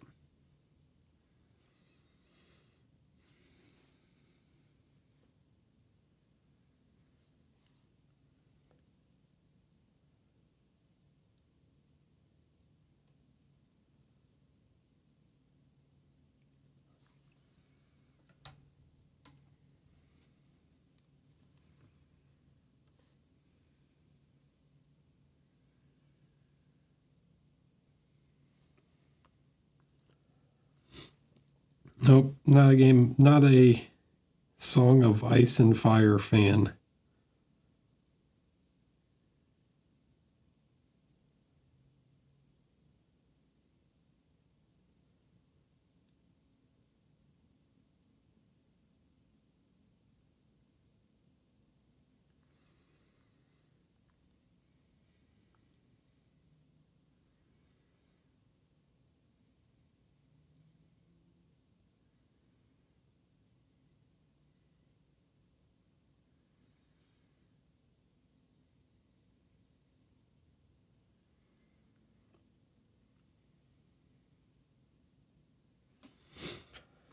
I think it's insane that George R. R. Martin still has not finished those books.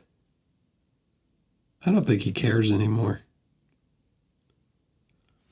I think he got his payday from the show and now he's like, man, whatever.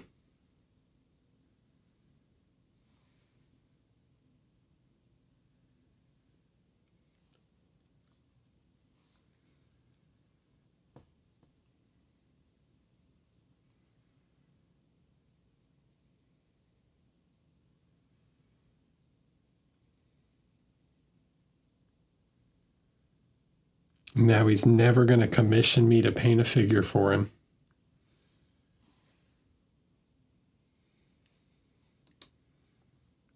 Hi, Striker.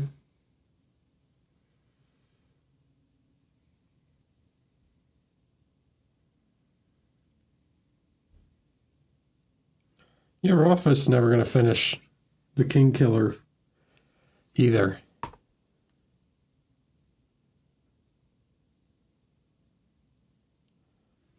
Or if he does, he's just going to phone it in.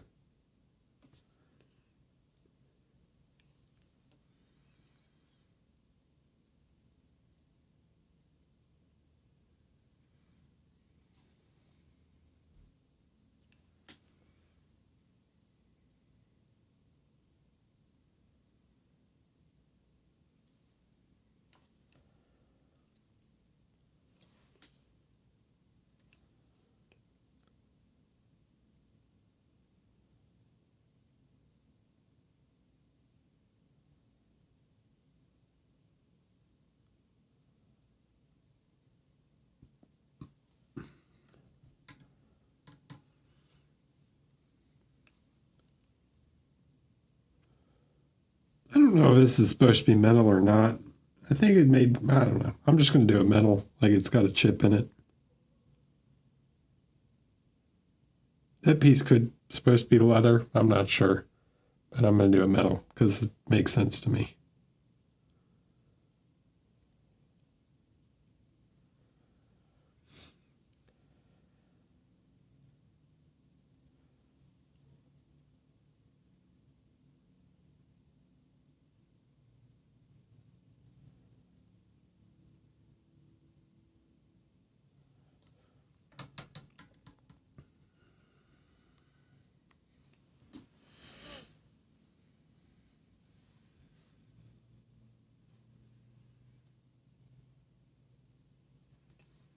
It's fine. He'll just pass away and Brandon Sanderson will finish it for him.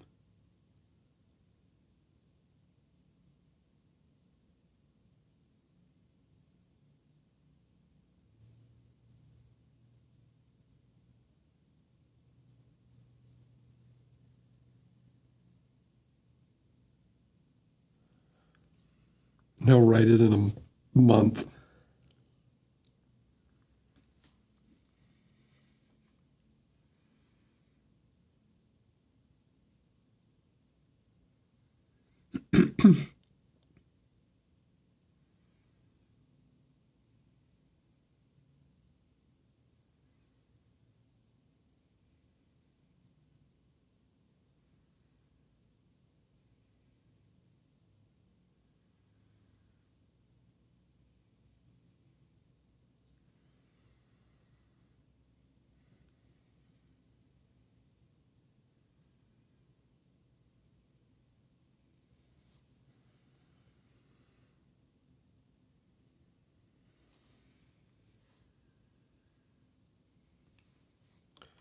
And now Patrick Rothfuss will also never hire me to paint a figure for him.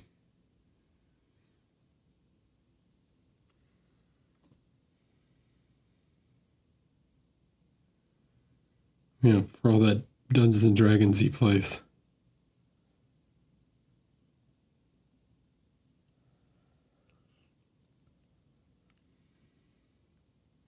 Maybe just play so much Dungeons and Dragons so we can hope to get a some ideas on how to actually finish his story.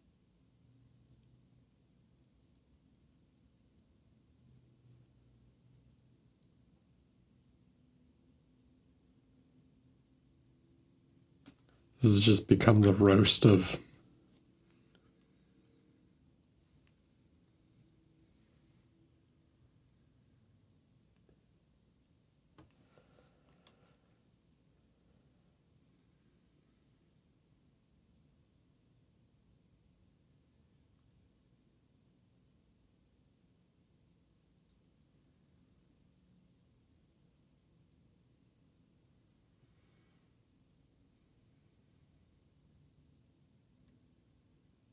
I can't say anything good about it. The special effects are really good.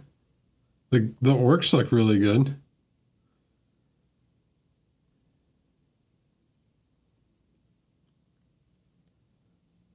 They spent a lot of money on it.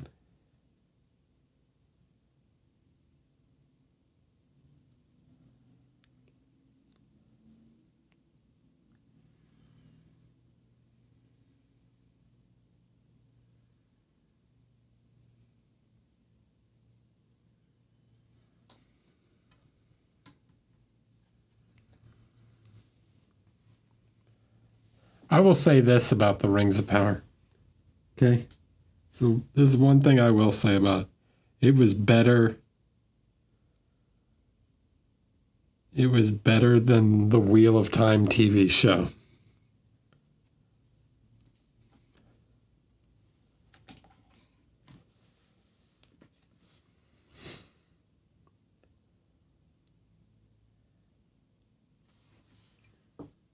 He did do a comic book of Joe Abercrombie did a comic book of First Law.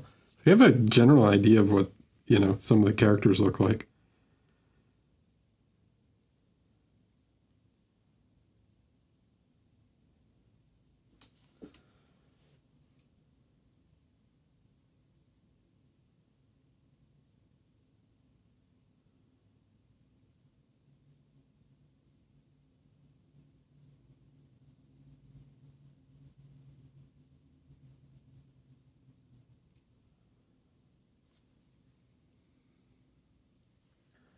Sandin Glokta.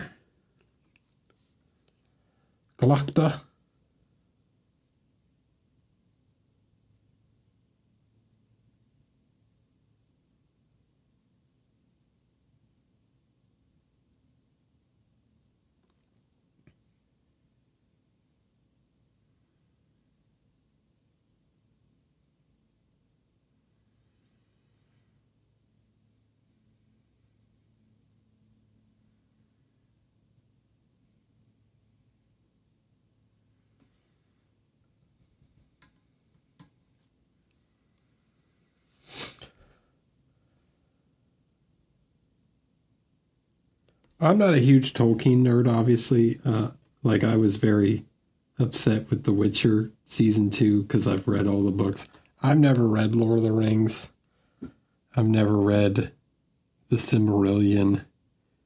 So I couldn't really I can understand people's complaints about it, but I did not have that background knowledge to go by. So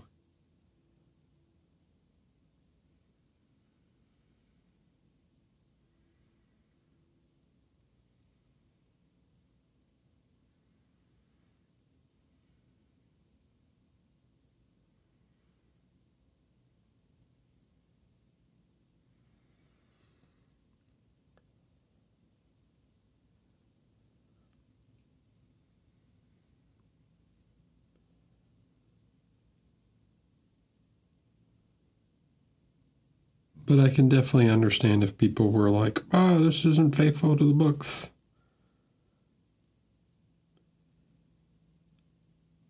And from what I understand, the main thing is they don't have the rights to use the Silmarillion, so there's that.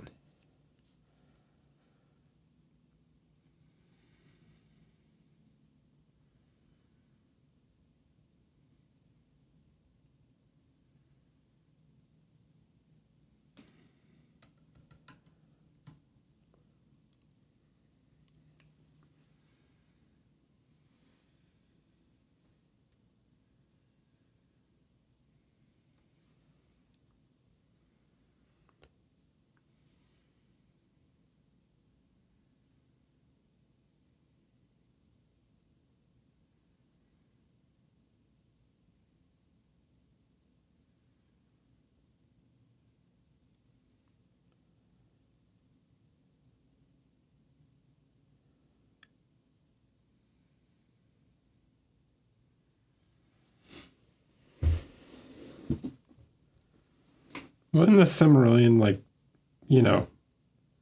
10,000 years? It's not so much of a novel as it is a compendium of events.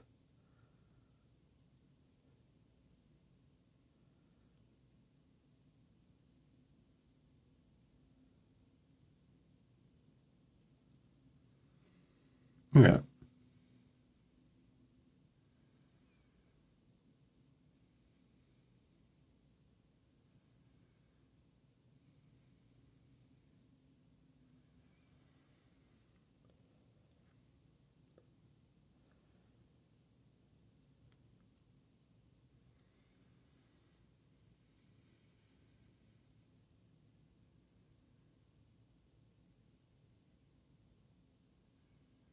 I honestly, so I'm going to maybe make someone mad here. The reason I don't like the Witcher show is because they change character motivations. Like they basically rewrite characters to do stuff they wouldn't do. I don't mind like changing events so much if it helps make a more clear story. But when you are like slightly reordering events or whatever, but when you change like a straight up character's motivation or whatever, or what they would do, that's when you start to bother me.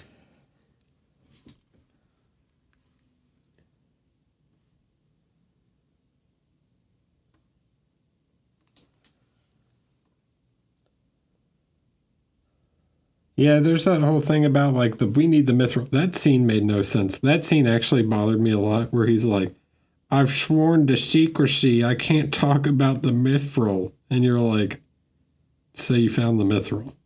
So they found it. I've been sworn to secrecy. Right, so they found it. I got it.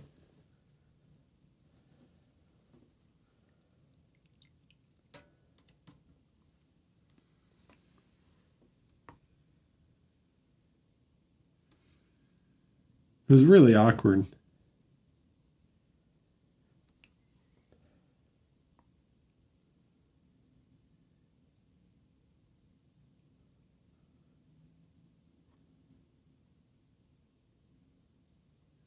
Like he didn't even play dumb. He's just like, I'll never tell.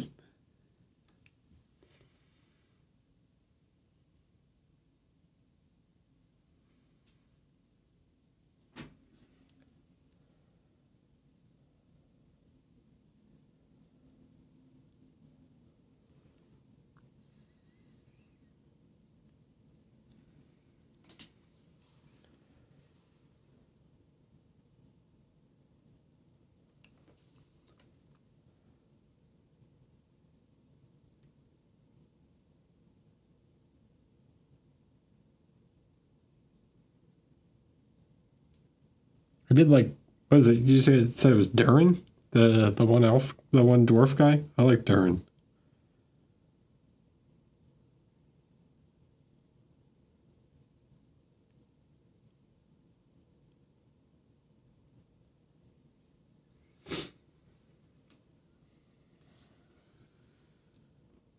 Like there was good stuff about it. It just wasn't, great. I feel like people are maybe being a little too harsh on it.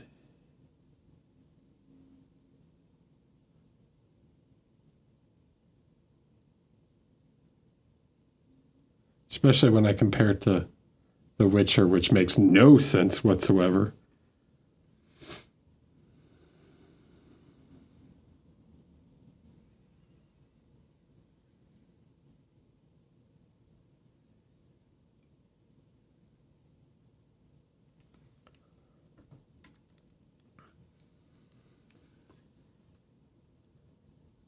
Where they're just calling characters by the same name. It's like, you are this character in name only.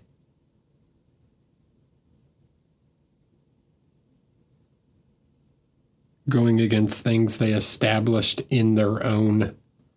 It's like, you can't even argue that, well, we're changing the lore from the book a little bit. And it's like, yeah, but you also established this earlier in your show and in that anime that you did. We can't make any more Witchers. But I'm going to turn this child into a Witcher if she wants, even though I don't know how.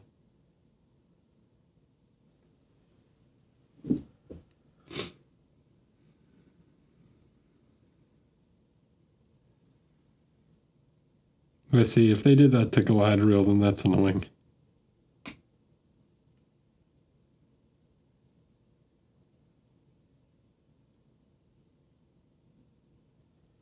Is she not a badass in the books?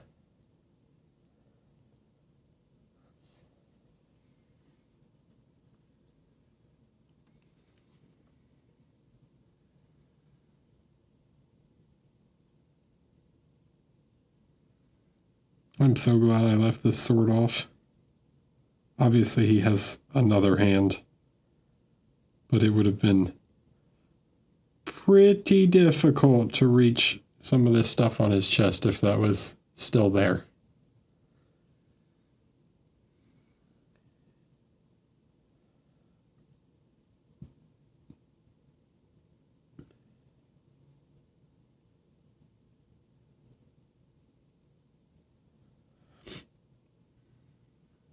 Okay, so I use this, but like, is her character motivation different? That's my big thing. So like, let's use Yennefer, for example, right? Yennefer is like magically sworn undying love to Geralt, right? They established that in the first season. They also talk about how much all she wants is a kid, right? That was the point of the whole episode with the dragon. I want to have a kid. Geralt has a kid. And she's like, I'm going to sacrifice this kid to get my magic powers back.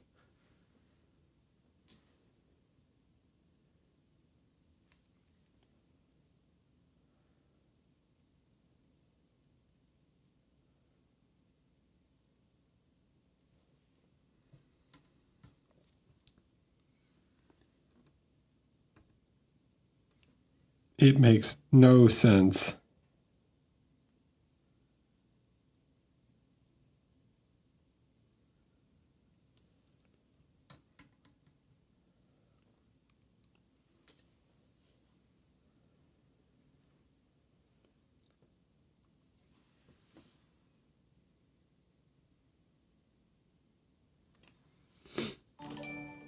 Hi, Sebastian. Thanks for following.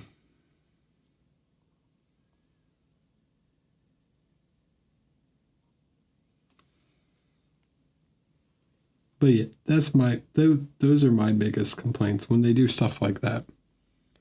It's like you don't even have consistency within your own show. You're retelling.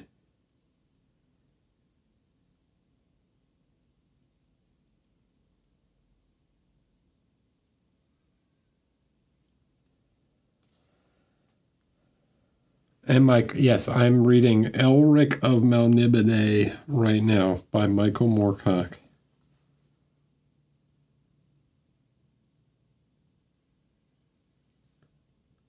Well, I'm listening to it on audiobook because I listen to audiobooks while I paint. It's been actually, the book itself pretty good. It really kind of bothers me that the narrator occasionally refers to him as Eric. Which, see, like, I could understand, like, one time, whoops, made a mistake. It's been, like, 10 times.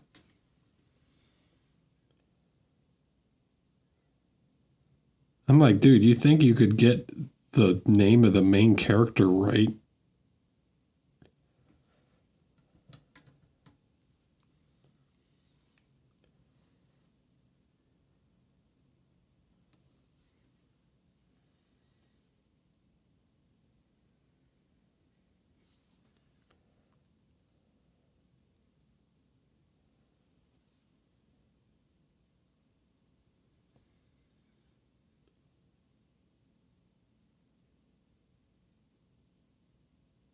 It pulls me out of the book even more because it's like there's no character named Eric in the book, and then occasionally they'll just say my name. The narrator will just say my name, and I'm like, that's weird.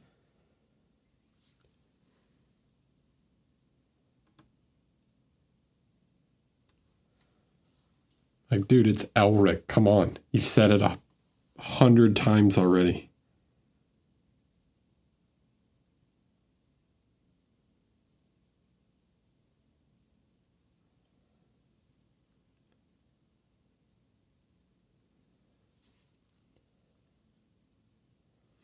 Yeah, pretty sure that book was written and probably recorded before I was born.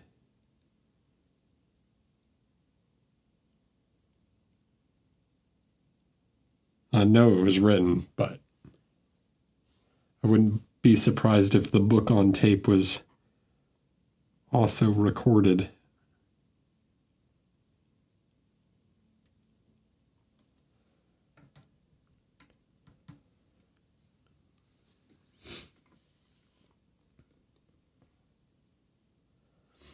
I read all of the Dark Tower. That was pretty good. I enjoyed it. All right, now we're getting shiny, but now it's time to step it up. Now we're really going to get shiny.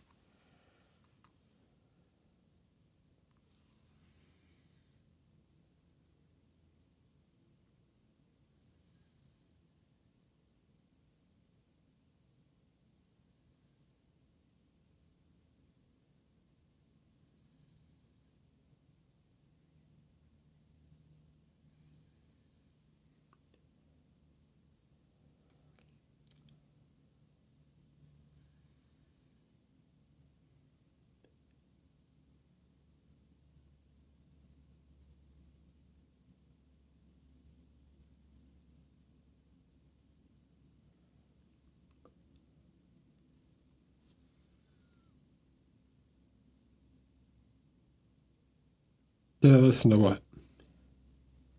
Oh, the Dark Tower? Yes, I listened to it on... I think they have to... I think the narrator passed away because he's written it over the last, 20 years or whatever. He worked on that book. I think the narrator passes away after, book 2 or 3, and if you're listening to them back to back, it's a little jarring. But overall, you get over it pretty quick into the narrator change. And I thought it was pretty good overall.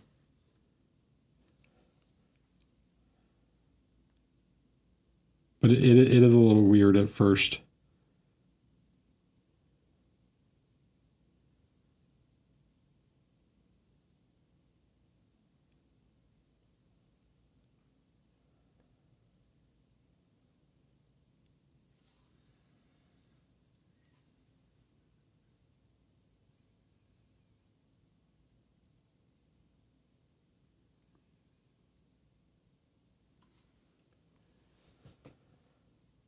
Oh, God.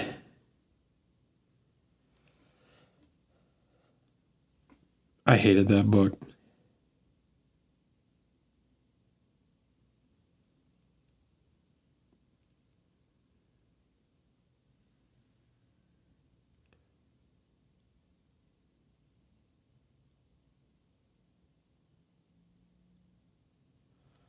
Ready Player One was the most,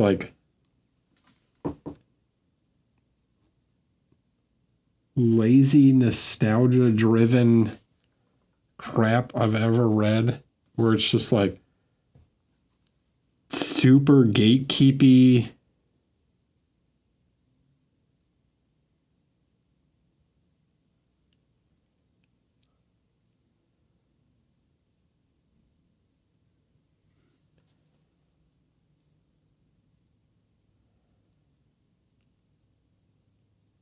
Hey, you remember this? You remember it? Just like the South Park episode with the member berries.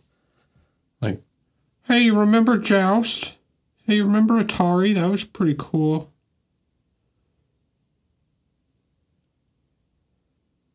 I'm going to spend the next 10 minutes recanting The Shining for you.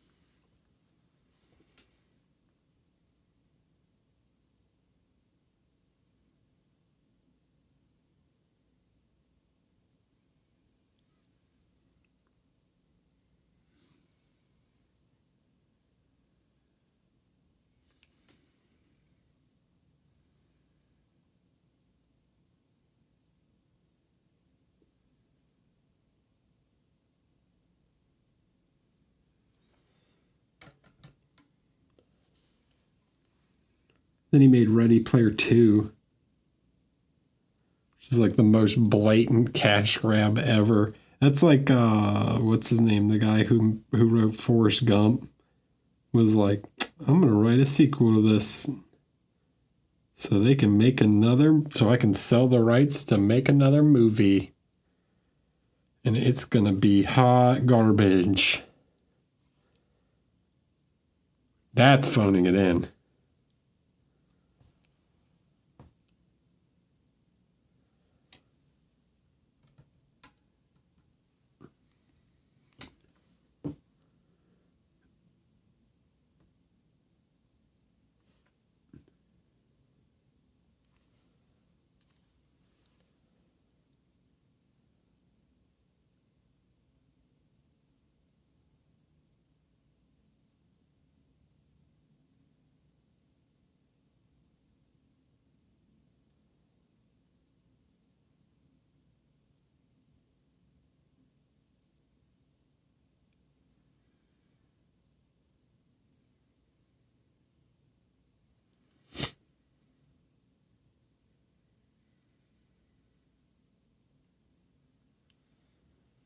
Yeah, I have no idea why they made a sequel to that. I mean, I know why. I don't know why Audible was like, yeah, Ready Player 2. Oh, wait, I know. Money.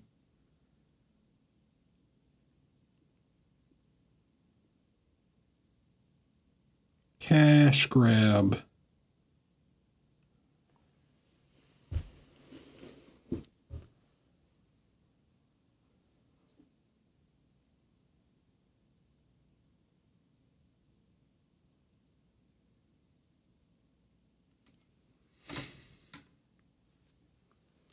Also, I want you to, there's one giant plot hole in Ready Player One. If no one's ever seen the movie or read the book, the first they have to find Easter eggs. I'm going to explain this real quick. They find Easter eggs so that they can, if they find all the Easter eggs, they basically get to take over what is essentially like, we'll call it Steam. They're like, all right, you now own Valve.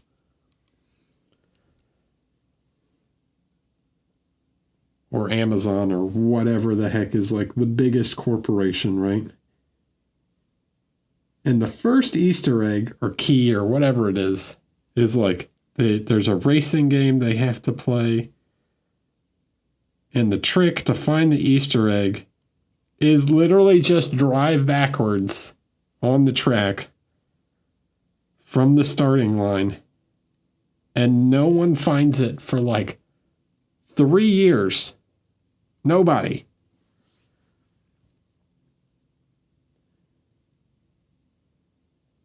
Are you kidding me?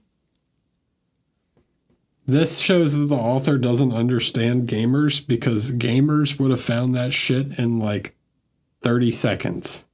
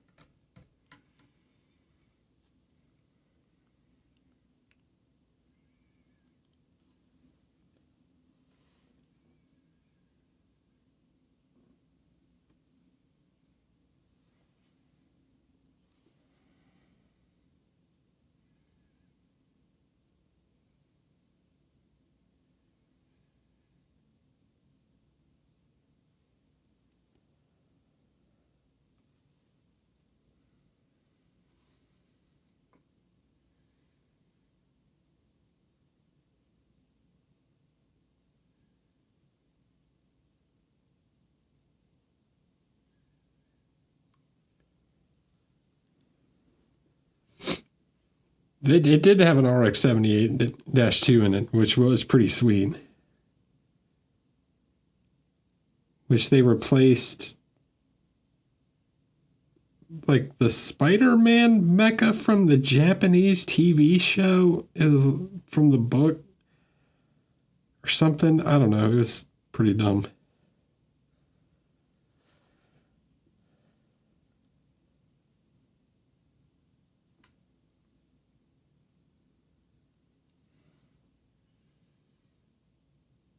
Yeah, the main character is pretty unlikable also. Anyways, I'm going to stop complaining about Ready Player One.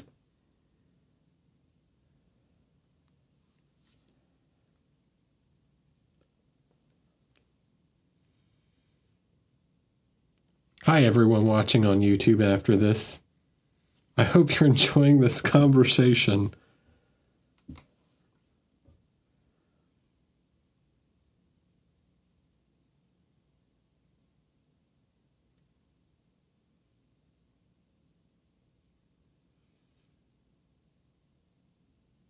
Perhaps just mute it and play your own music.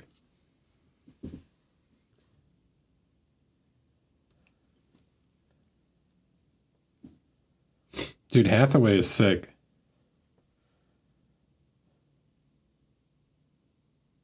Hathaway was really cool. I'm waiting for that next one. Hathaway's Flash.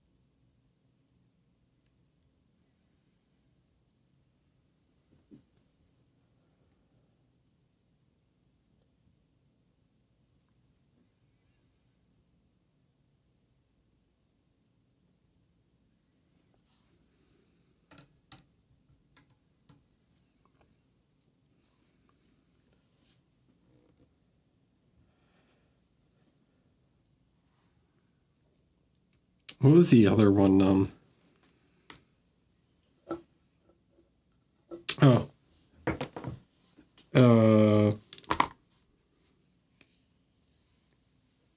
The terrible sequel to Pacific Rim. I don't remember what the name of the movie was, but that one had had the unicorn Gundam in it when they're in Tokyo or whatever.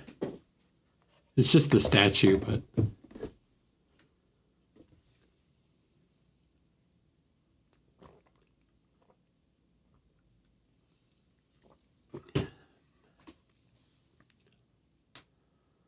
Really? You hated the first? I liked the first Pacific Rim. The second one was really bad. The second one was so terrible.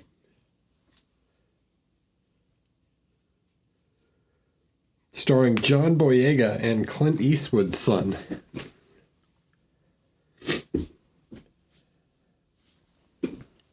Alright. Was it really Uprising? I wanted to say Uprising. It just seemed so generic that I didn't call it that. It was like in the early 2000s or whatever, when everything was like something something and then an R like subtitle to the movie. It was like Rise of the whatever Underworld, Rise of the Lycan, some Return of the Planet of the Apes. It was all this crap. Just was like, you have to include an R word in your title. Anyways, I'm gonna go smoke real quick.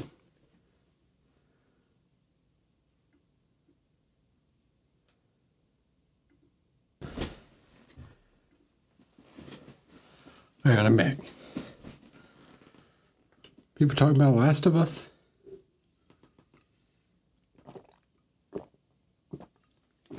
Don't have HBO Max. my zipper. Zzz.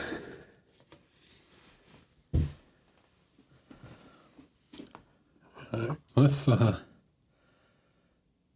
continue some of this metallic.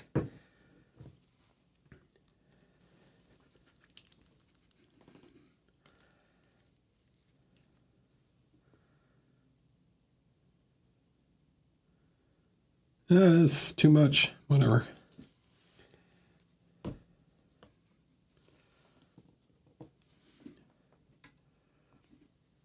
All right. Get some shiny bits.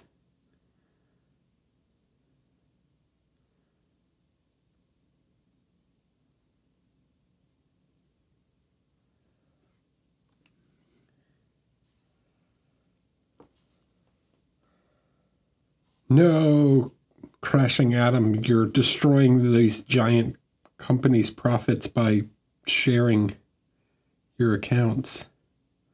Won't you think of Jeff Bezos's bank account?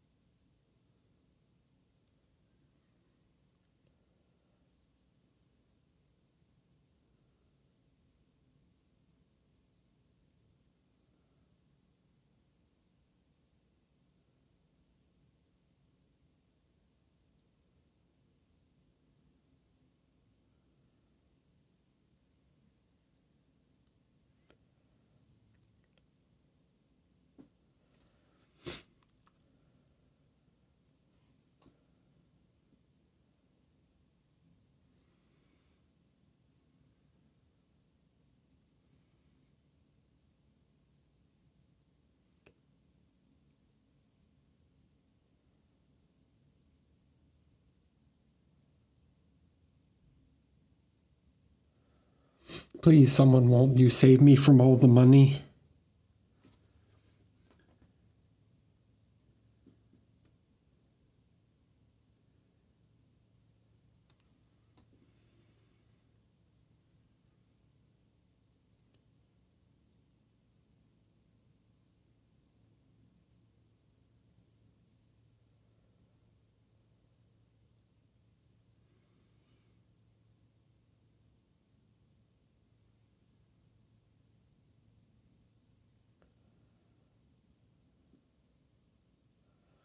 How many minis would I have to paint to become a billionaire?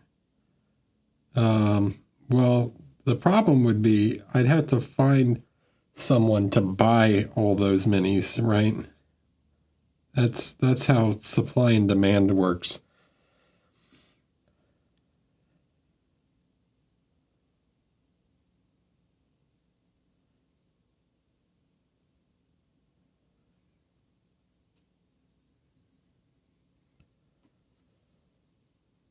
This is a new gamer. This is a 75 millimeter figure.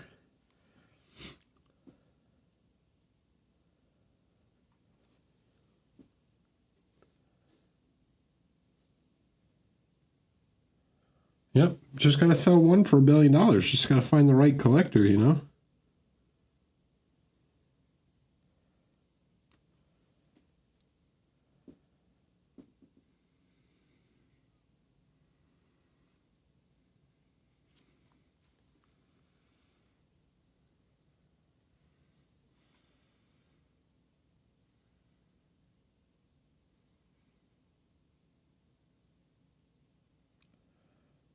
No, if I wanted to make money, if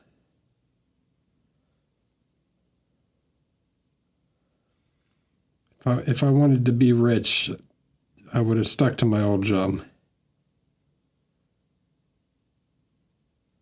and got into app development or something.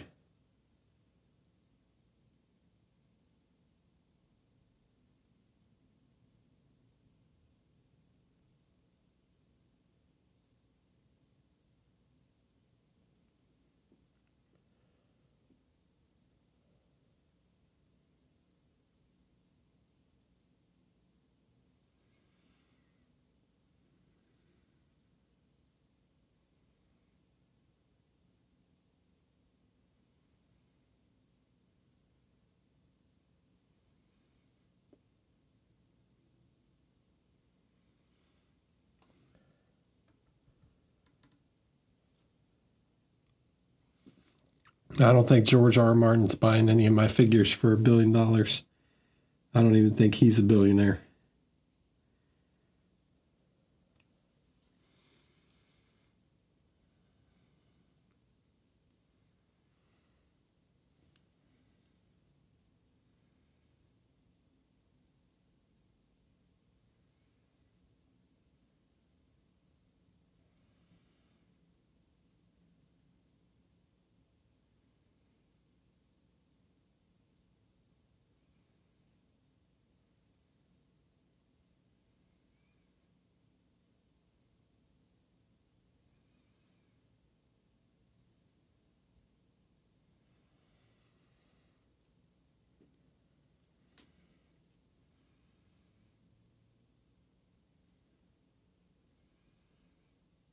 I don't even think, what's it called? Like Games Workshop is close to evaluated at that much. I don't know how much the total evaluation of Games Workshop is. I mean, I assume it's multi-million dollars, but I'm not sure the total. If you wanted to buy every single share, 3.8 billion? Wow. Or 3.08 billion? That's quite a lot. I am using Belly. I am using a mixture of Vallejo and Chimera.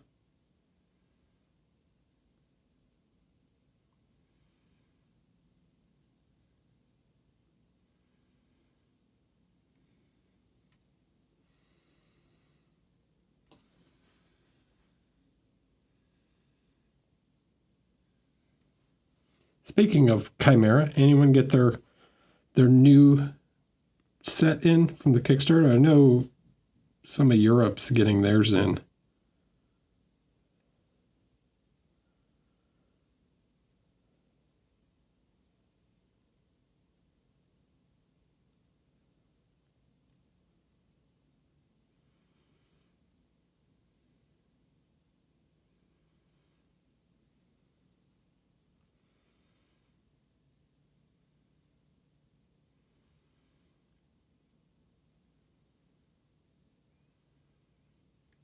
Well, there you go. If you want to be a billionaire in the miniatures industry, you just have to make the next Games Workshop.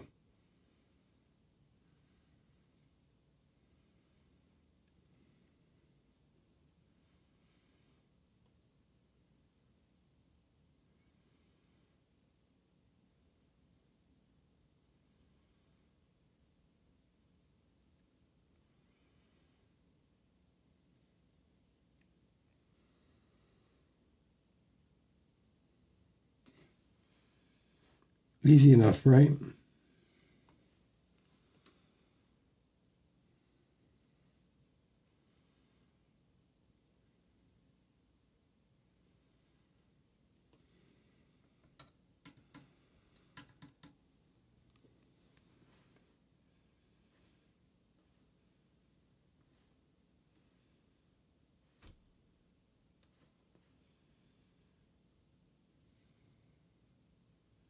Hi, Dave.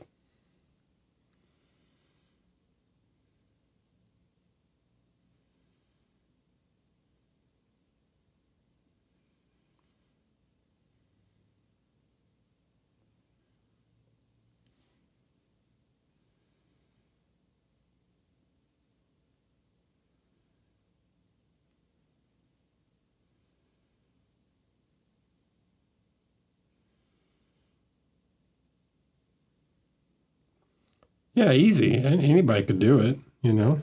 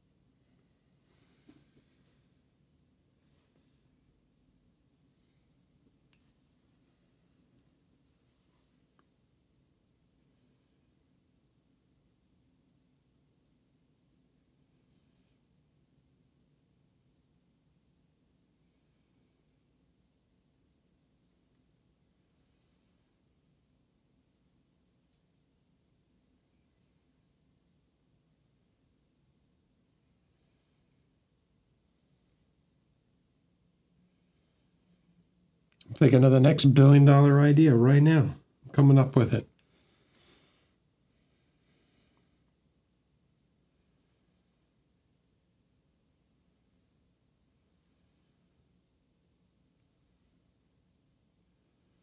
See y'all on Kickstarter.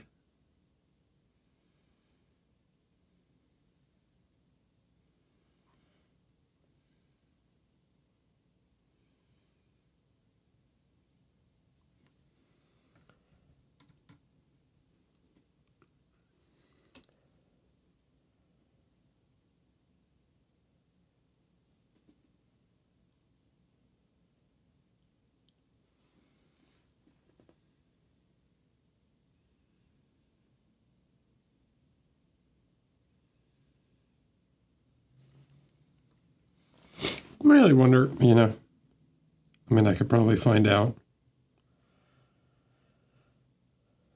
But I really wonder what the like profit margins are like on paint.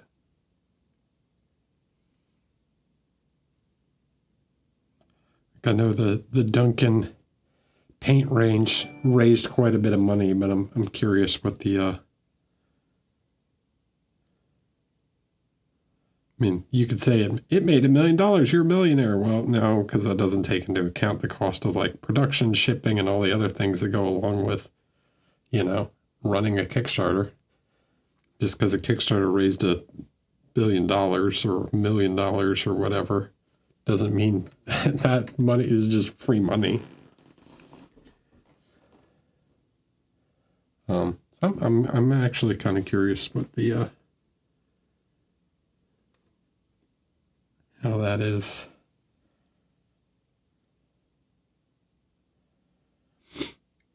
Annie RPG, hello. And did I miss Sebastian? I may have. No, I think I got Sebastian. I don't know. Either way, welcome.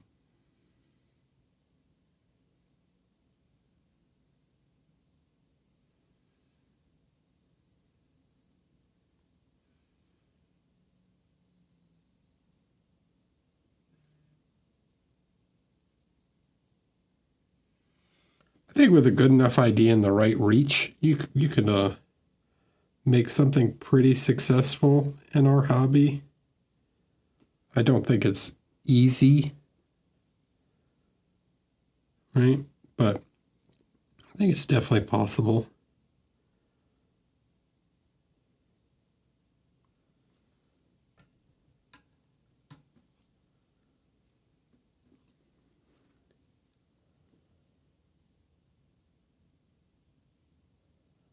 Certain pigments can be pretty expensive.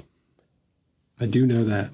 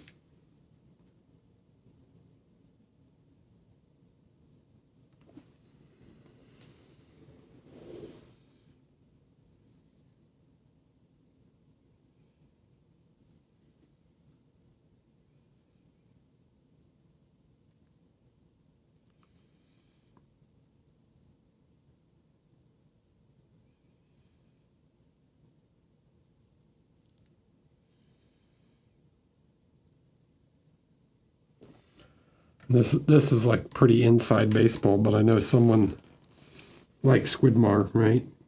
Who made some pretty good money on his Kickstarter. Like, he didn't make a ton of profit, off of that. I think he had to pay sculptors and box artists and shipping, production, 3D printing. There's a lot that goes into making a Kickstarter of that size.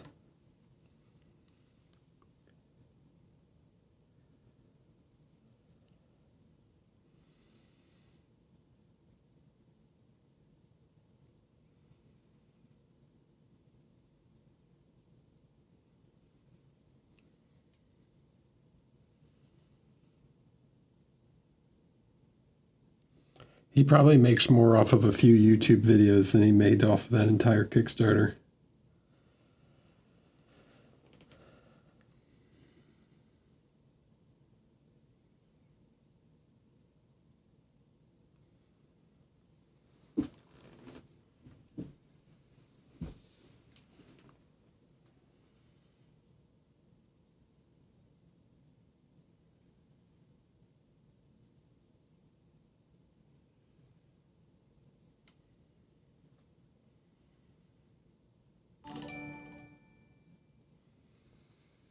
Hi, the Garten, and thanks, A New Gamer, for the follow.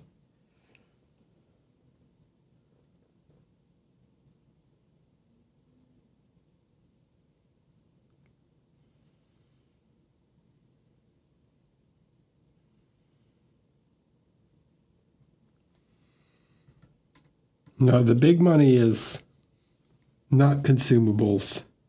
The big money is IP. You come up with a successful IP that you can then sell the video games and movies and license it. That's where the real money's at.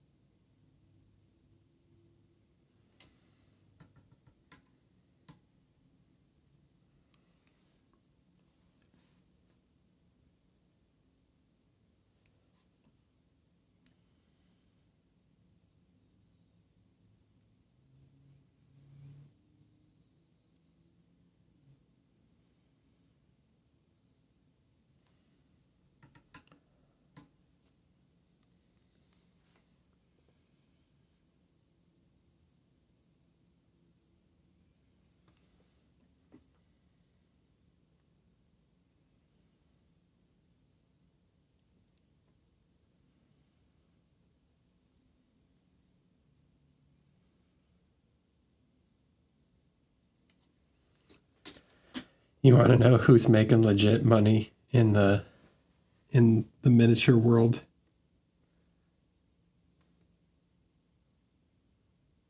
I'll let y'all guess.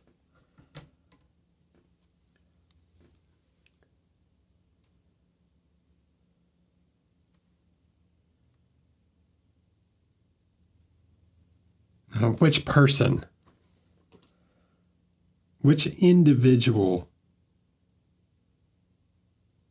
is making some serious cash in miniatures?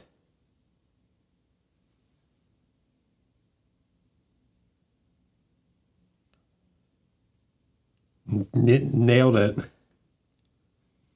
Richard got it.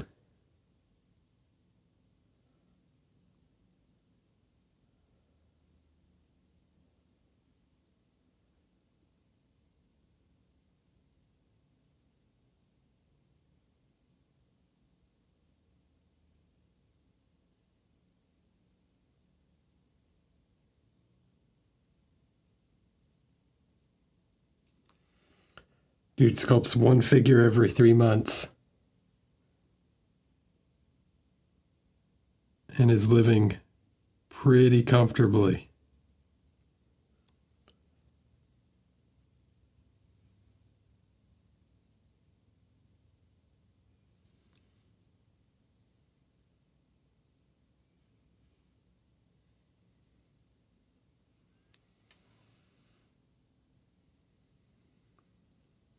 Yeah, but again, you got to remember he probably is only making about half of that. Maybe even third, but still doing pretty well for himself.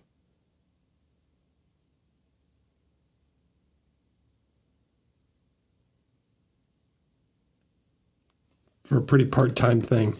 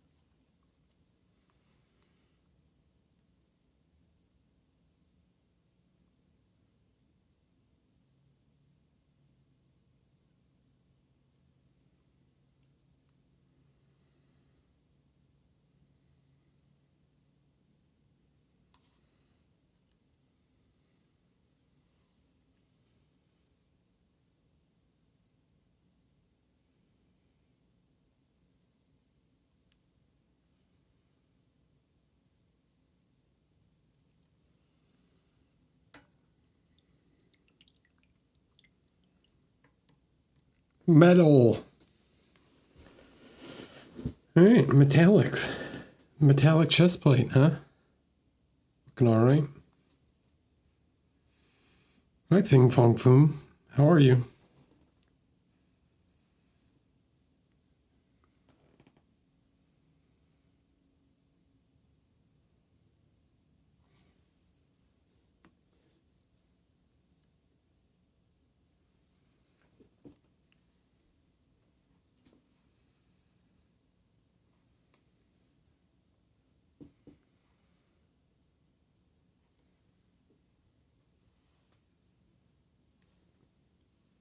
I'm good, thanks.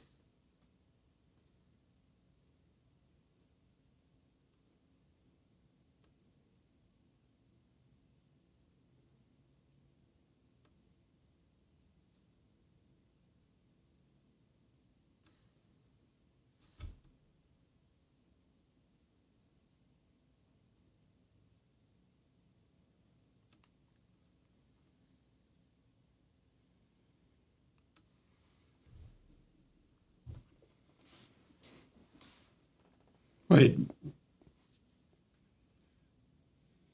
who's doing everything in house?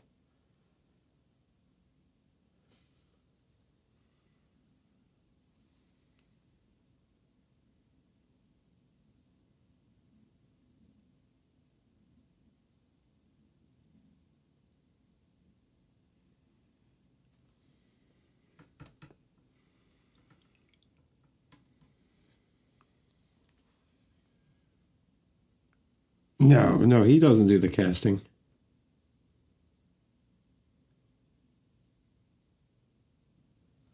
No, he does the sculpt. Someone else does the casting.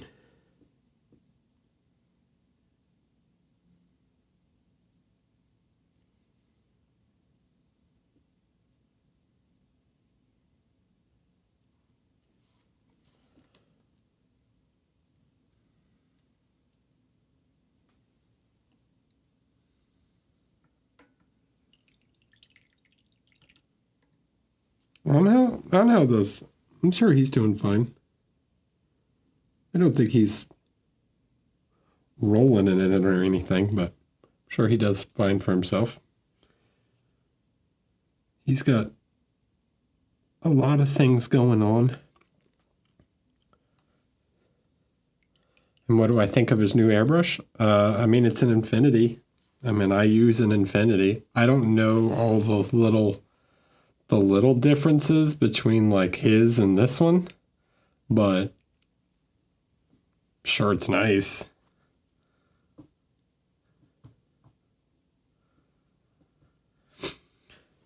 I'm sure it's pretty good. But yeah, I couldn't tell you like all the subtle little differences between them. And then sometimes there's like stuff you might not even know about. Like you could look at the outside and be like, oh, I can see he's got that little tip and stuff. But I mean, there's like differences in just like way certain internals work, you know.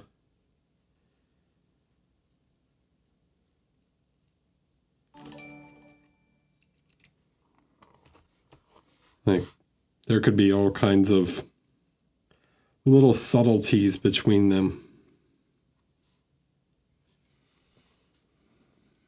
Thanks, the garden. We keep it pretty chill. Thanks for the follow. But yeah, I mean,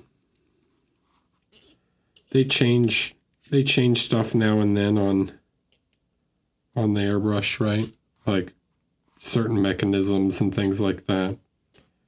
One little thing, I don't have the other one with me, but so basically, I'll try and explain it real quick. So there's one of the big differences between this airbrush, the Kiev, and the old Infinity is there's a, let me open this, just take this off. Right, so there's like a gasket or whatever that where the needle goes into where the paint flows in, right? And occasionally on an Infinity, when you pull the needle out, there'll be like paint buildup back here on the needle itself. So that's basically where like the gasket is that stops the paint from flowing back into the airbrush. And on the old Infinity, it's like somewhere around here. On the new one, they've moved it closer. On this one, they've moved it further up, closer to the pot. So you don't get as much paint flow like going back into the needle, into the airbrush. And the for that reason, it doesn't like the needle doesn't get stuck as often. If you've ever cleaned out your airbrush and then gone to like pull the trigger back and the needle is stuck, it's because the paint dries like back here inside the airbrush. And on this one, it doesn't do it as much. Anyways, I don't know if that was interesting to anybody. So I don't know if Angel's does that also, if that change is also on his. But yeah.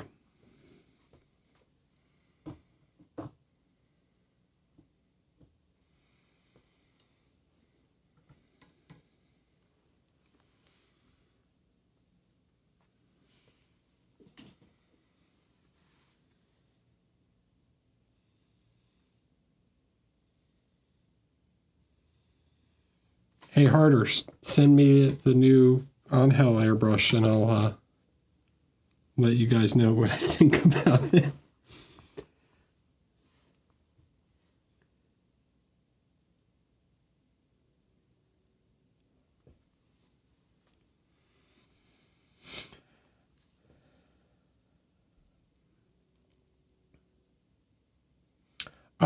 I used to use an Infinity, or not an Infinity, an Iwata to do my priming, and then my Harder to do other stuff.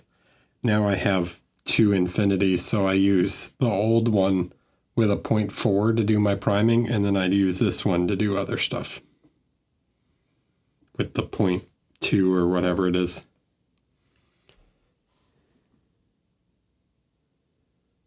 Yeah, I just used a old Iwata Eclipse to do my priming. Honestly, the Iwata Eclipse is a good airbrush. It got kind of expensive though. Like when I bought it, it wasn't that bad. The Iwata Eclipse is like up there in price now. For not being like a top of the line kind of like airbrush. You know, it's not their custom or anything.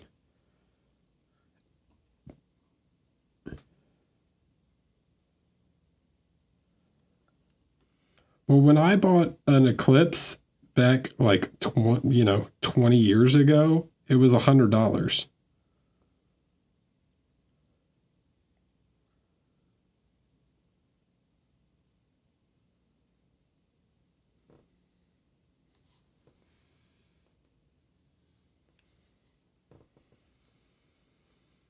And again, as I thought, remember, this is my job. I don't expect everyone to have 2 airbrushes or 3 or 5. And I only paid for 2 of them.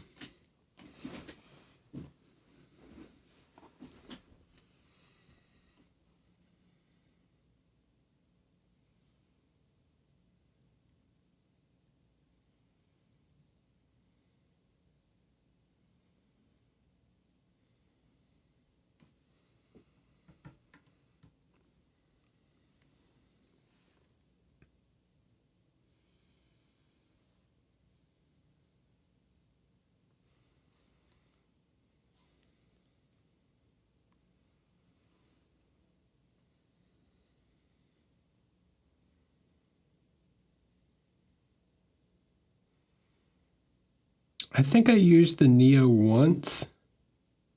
I don't remember much. It's basically like the Eclipse, right? But it's not quite as fancy. I mean, I think the Neo would be fine for most stuff if you just, especially if you're just using it for priming or base coats or whatever.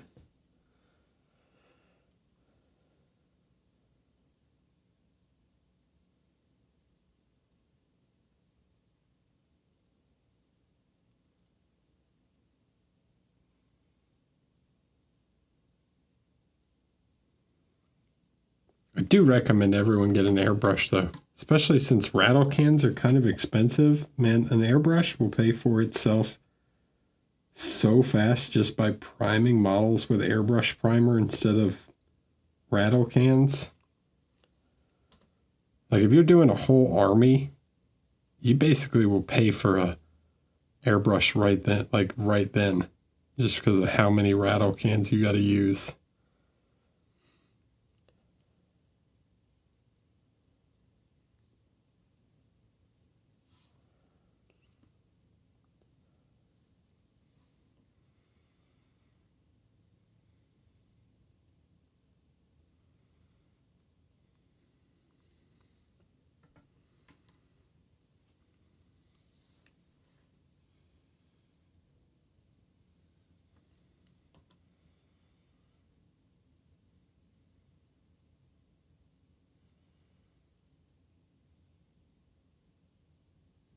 But I think most people, I think a lot of painters, as soon as they get like kind of serious about it, get an airbrush pretty quick.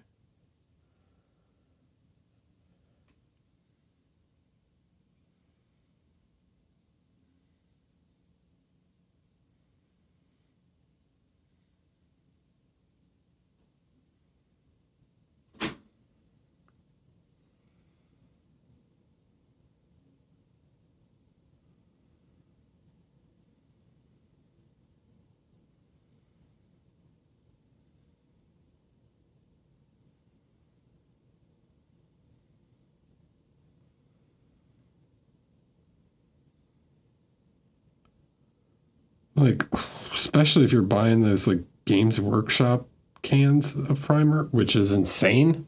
Never do that. Citadel primer is like, I'm sorry, that's nuts.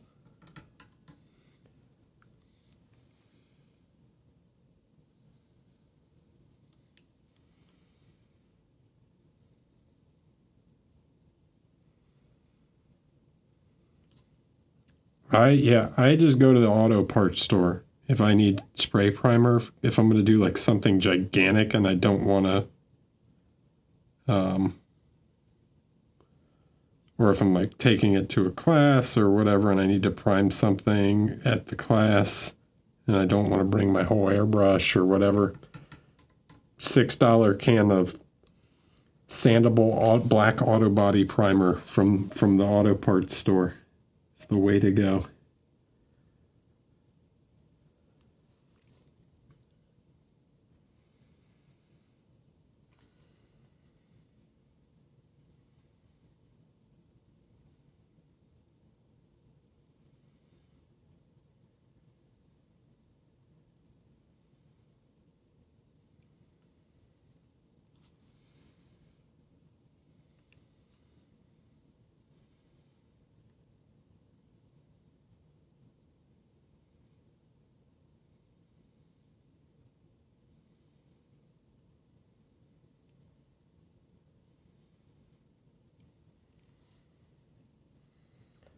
I don't know this for sure, but I would bet that the army painter and whatever is just the same stuff with a different label on it.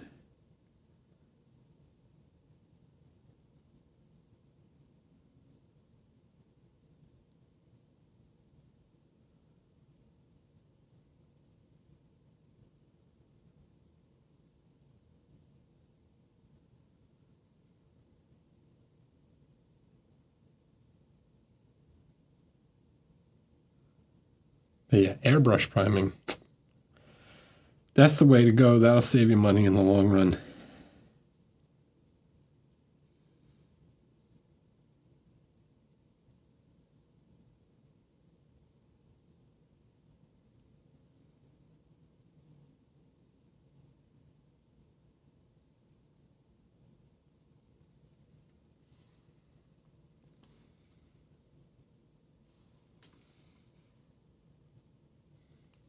Oh, do they now? They claim that they have smaller.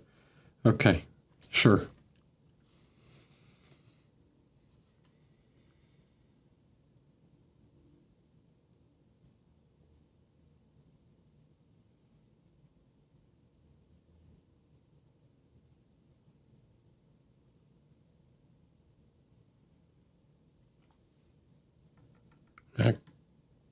Finer than what? 2-in-1 primer paint that you would buy at Home Depot for like $2 a can? Like,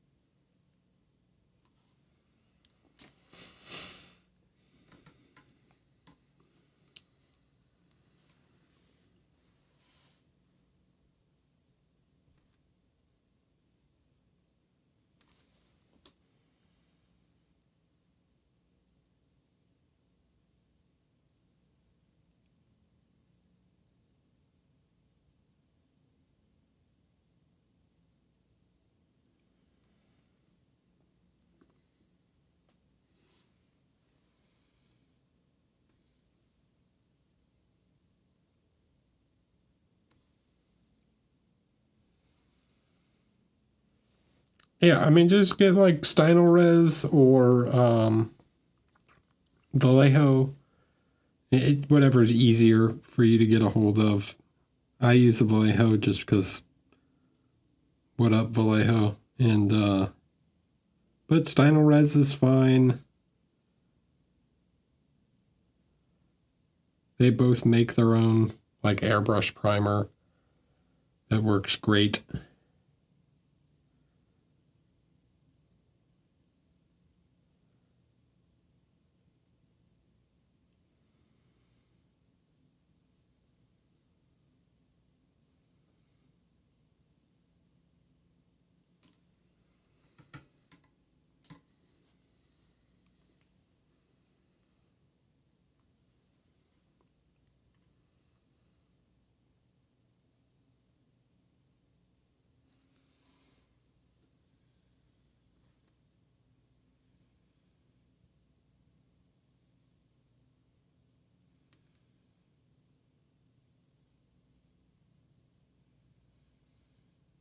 If someone Monument makes their own, I don't remember what it's called. But they also have a primer, airbrush primer. And if anybody tries to tell you one is like significantly better than the other one, they're full of it.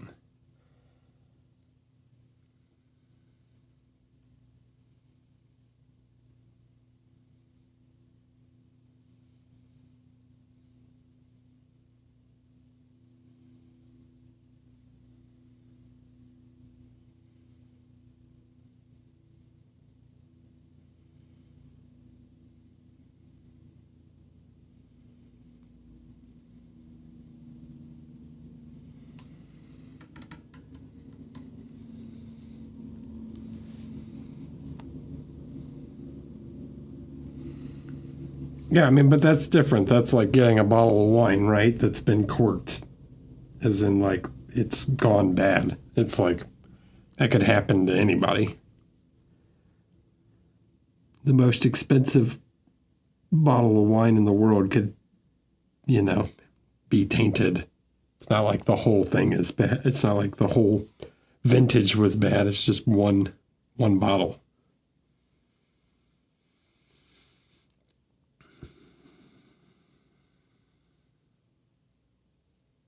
You got to shake it up, man.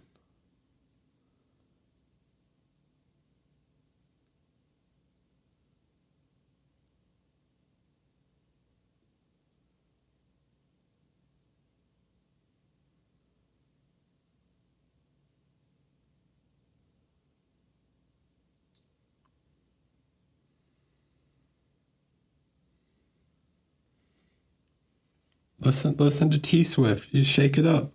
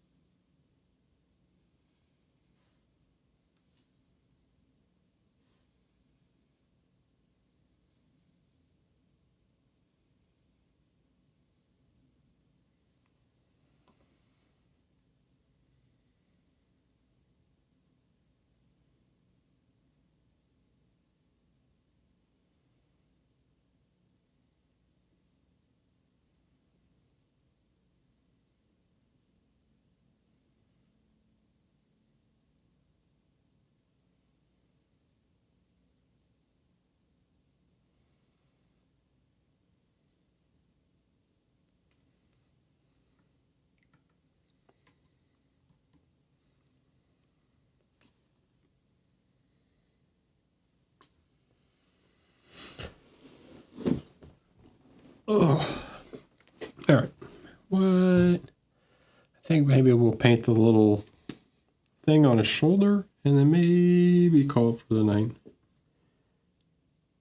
Made a bit of progress today. Painted some of the leather. Still got more more leather strappy straps to do. Lots of little belts and BS, but we're doing all right.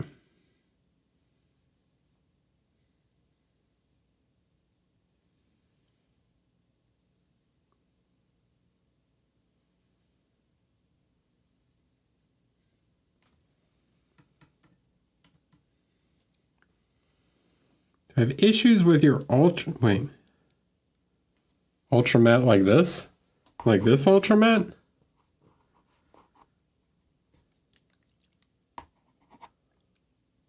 No. But then again, I've never had a bottle for like years or anything. I tend to I paint enough that paints don't stay around that long. After months? No, I've never had it change color like that. Also, is it really going bad? Like, it dries clear, so if it changes colors in the bottle, like maybe you should try just spraying it on something and see if it still comes out clear.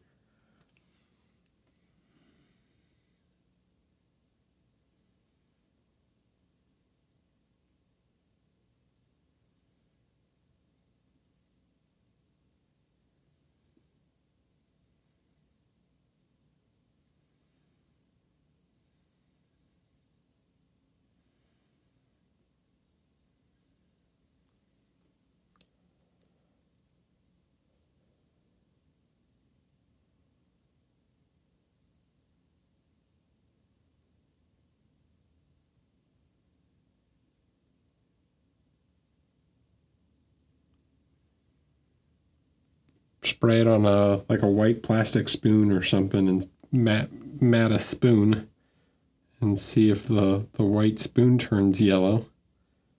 And if not, then I'm sure it's fine to use still.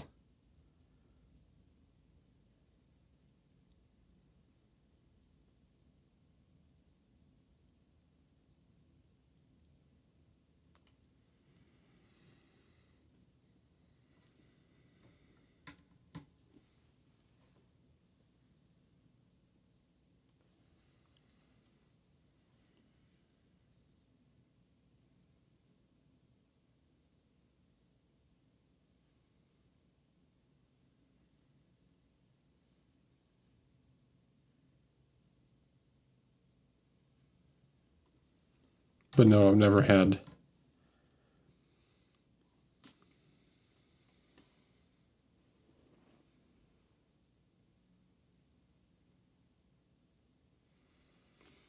I've never had a bottle turn yellow on me. And are you sure it's even the paint inside the bottle, or is it actually the bottle itself that's yellowing?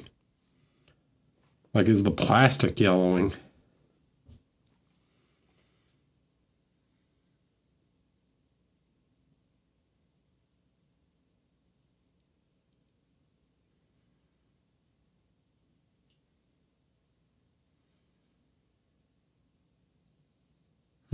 Okay. Yeah, no, I've never experienced that.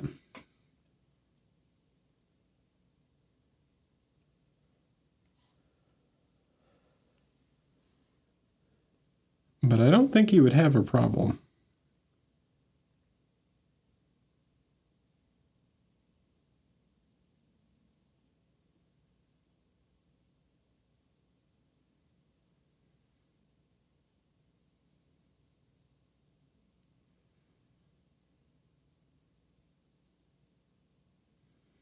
As long as it dries clear.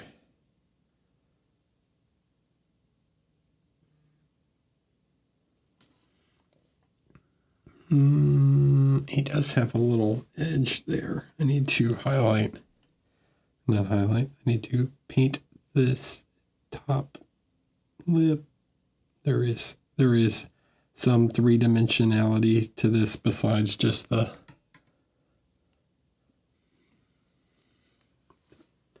get that.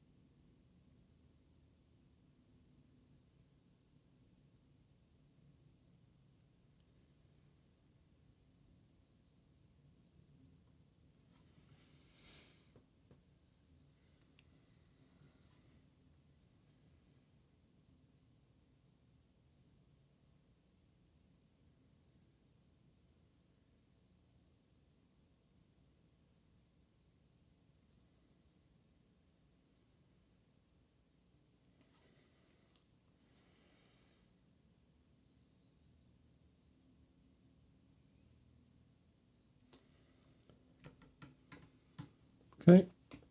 And then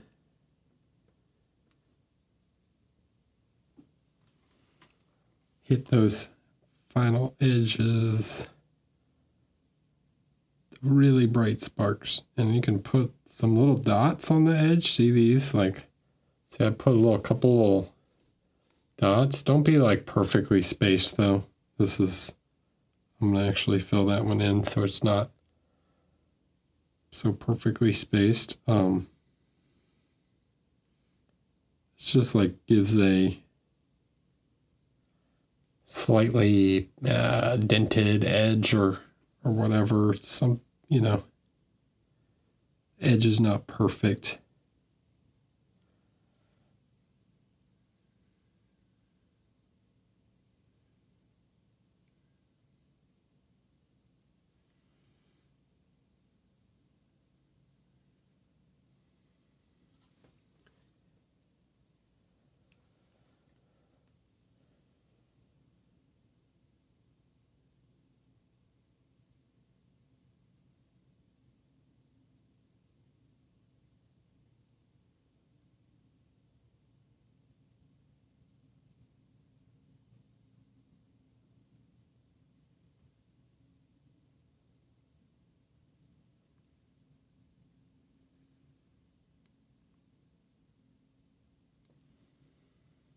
All right.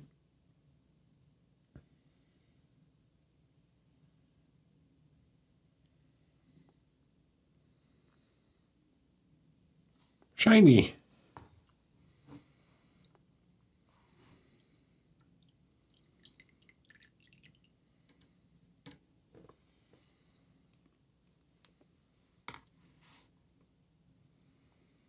Well, I think that's good for now.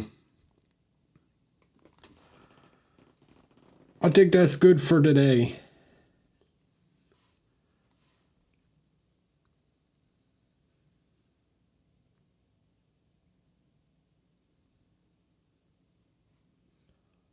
Continue on him next week. Probably do some more of the metallic trim and the belts and things. Depending on how far we get, maybe I'll do either the cloth or the rocks.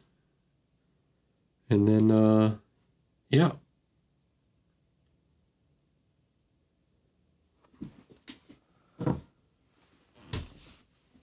Thank you guys for hanging out. Let's see if there's somebody to go raid.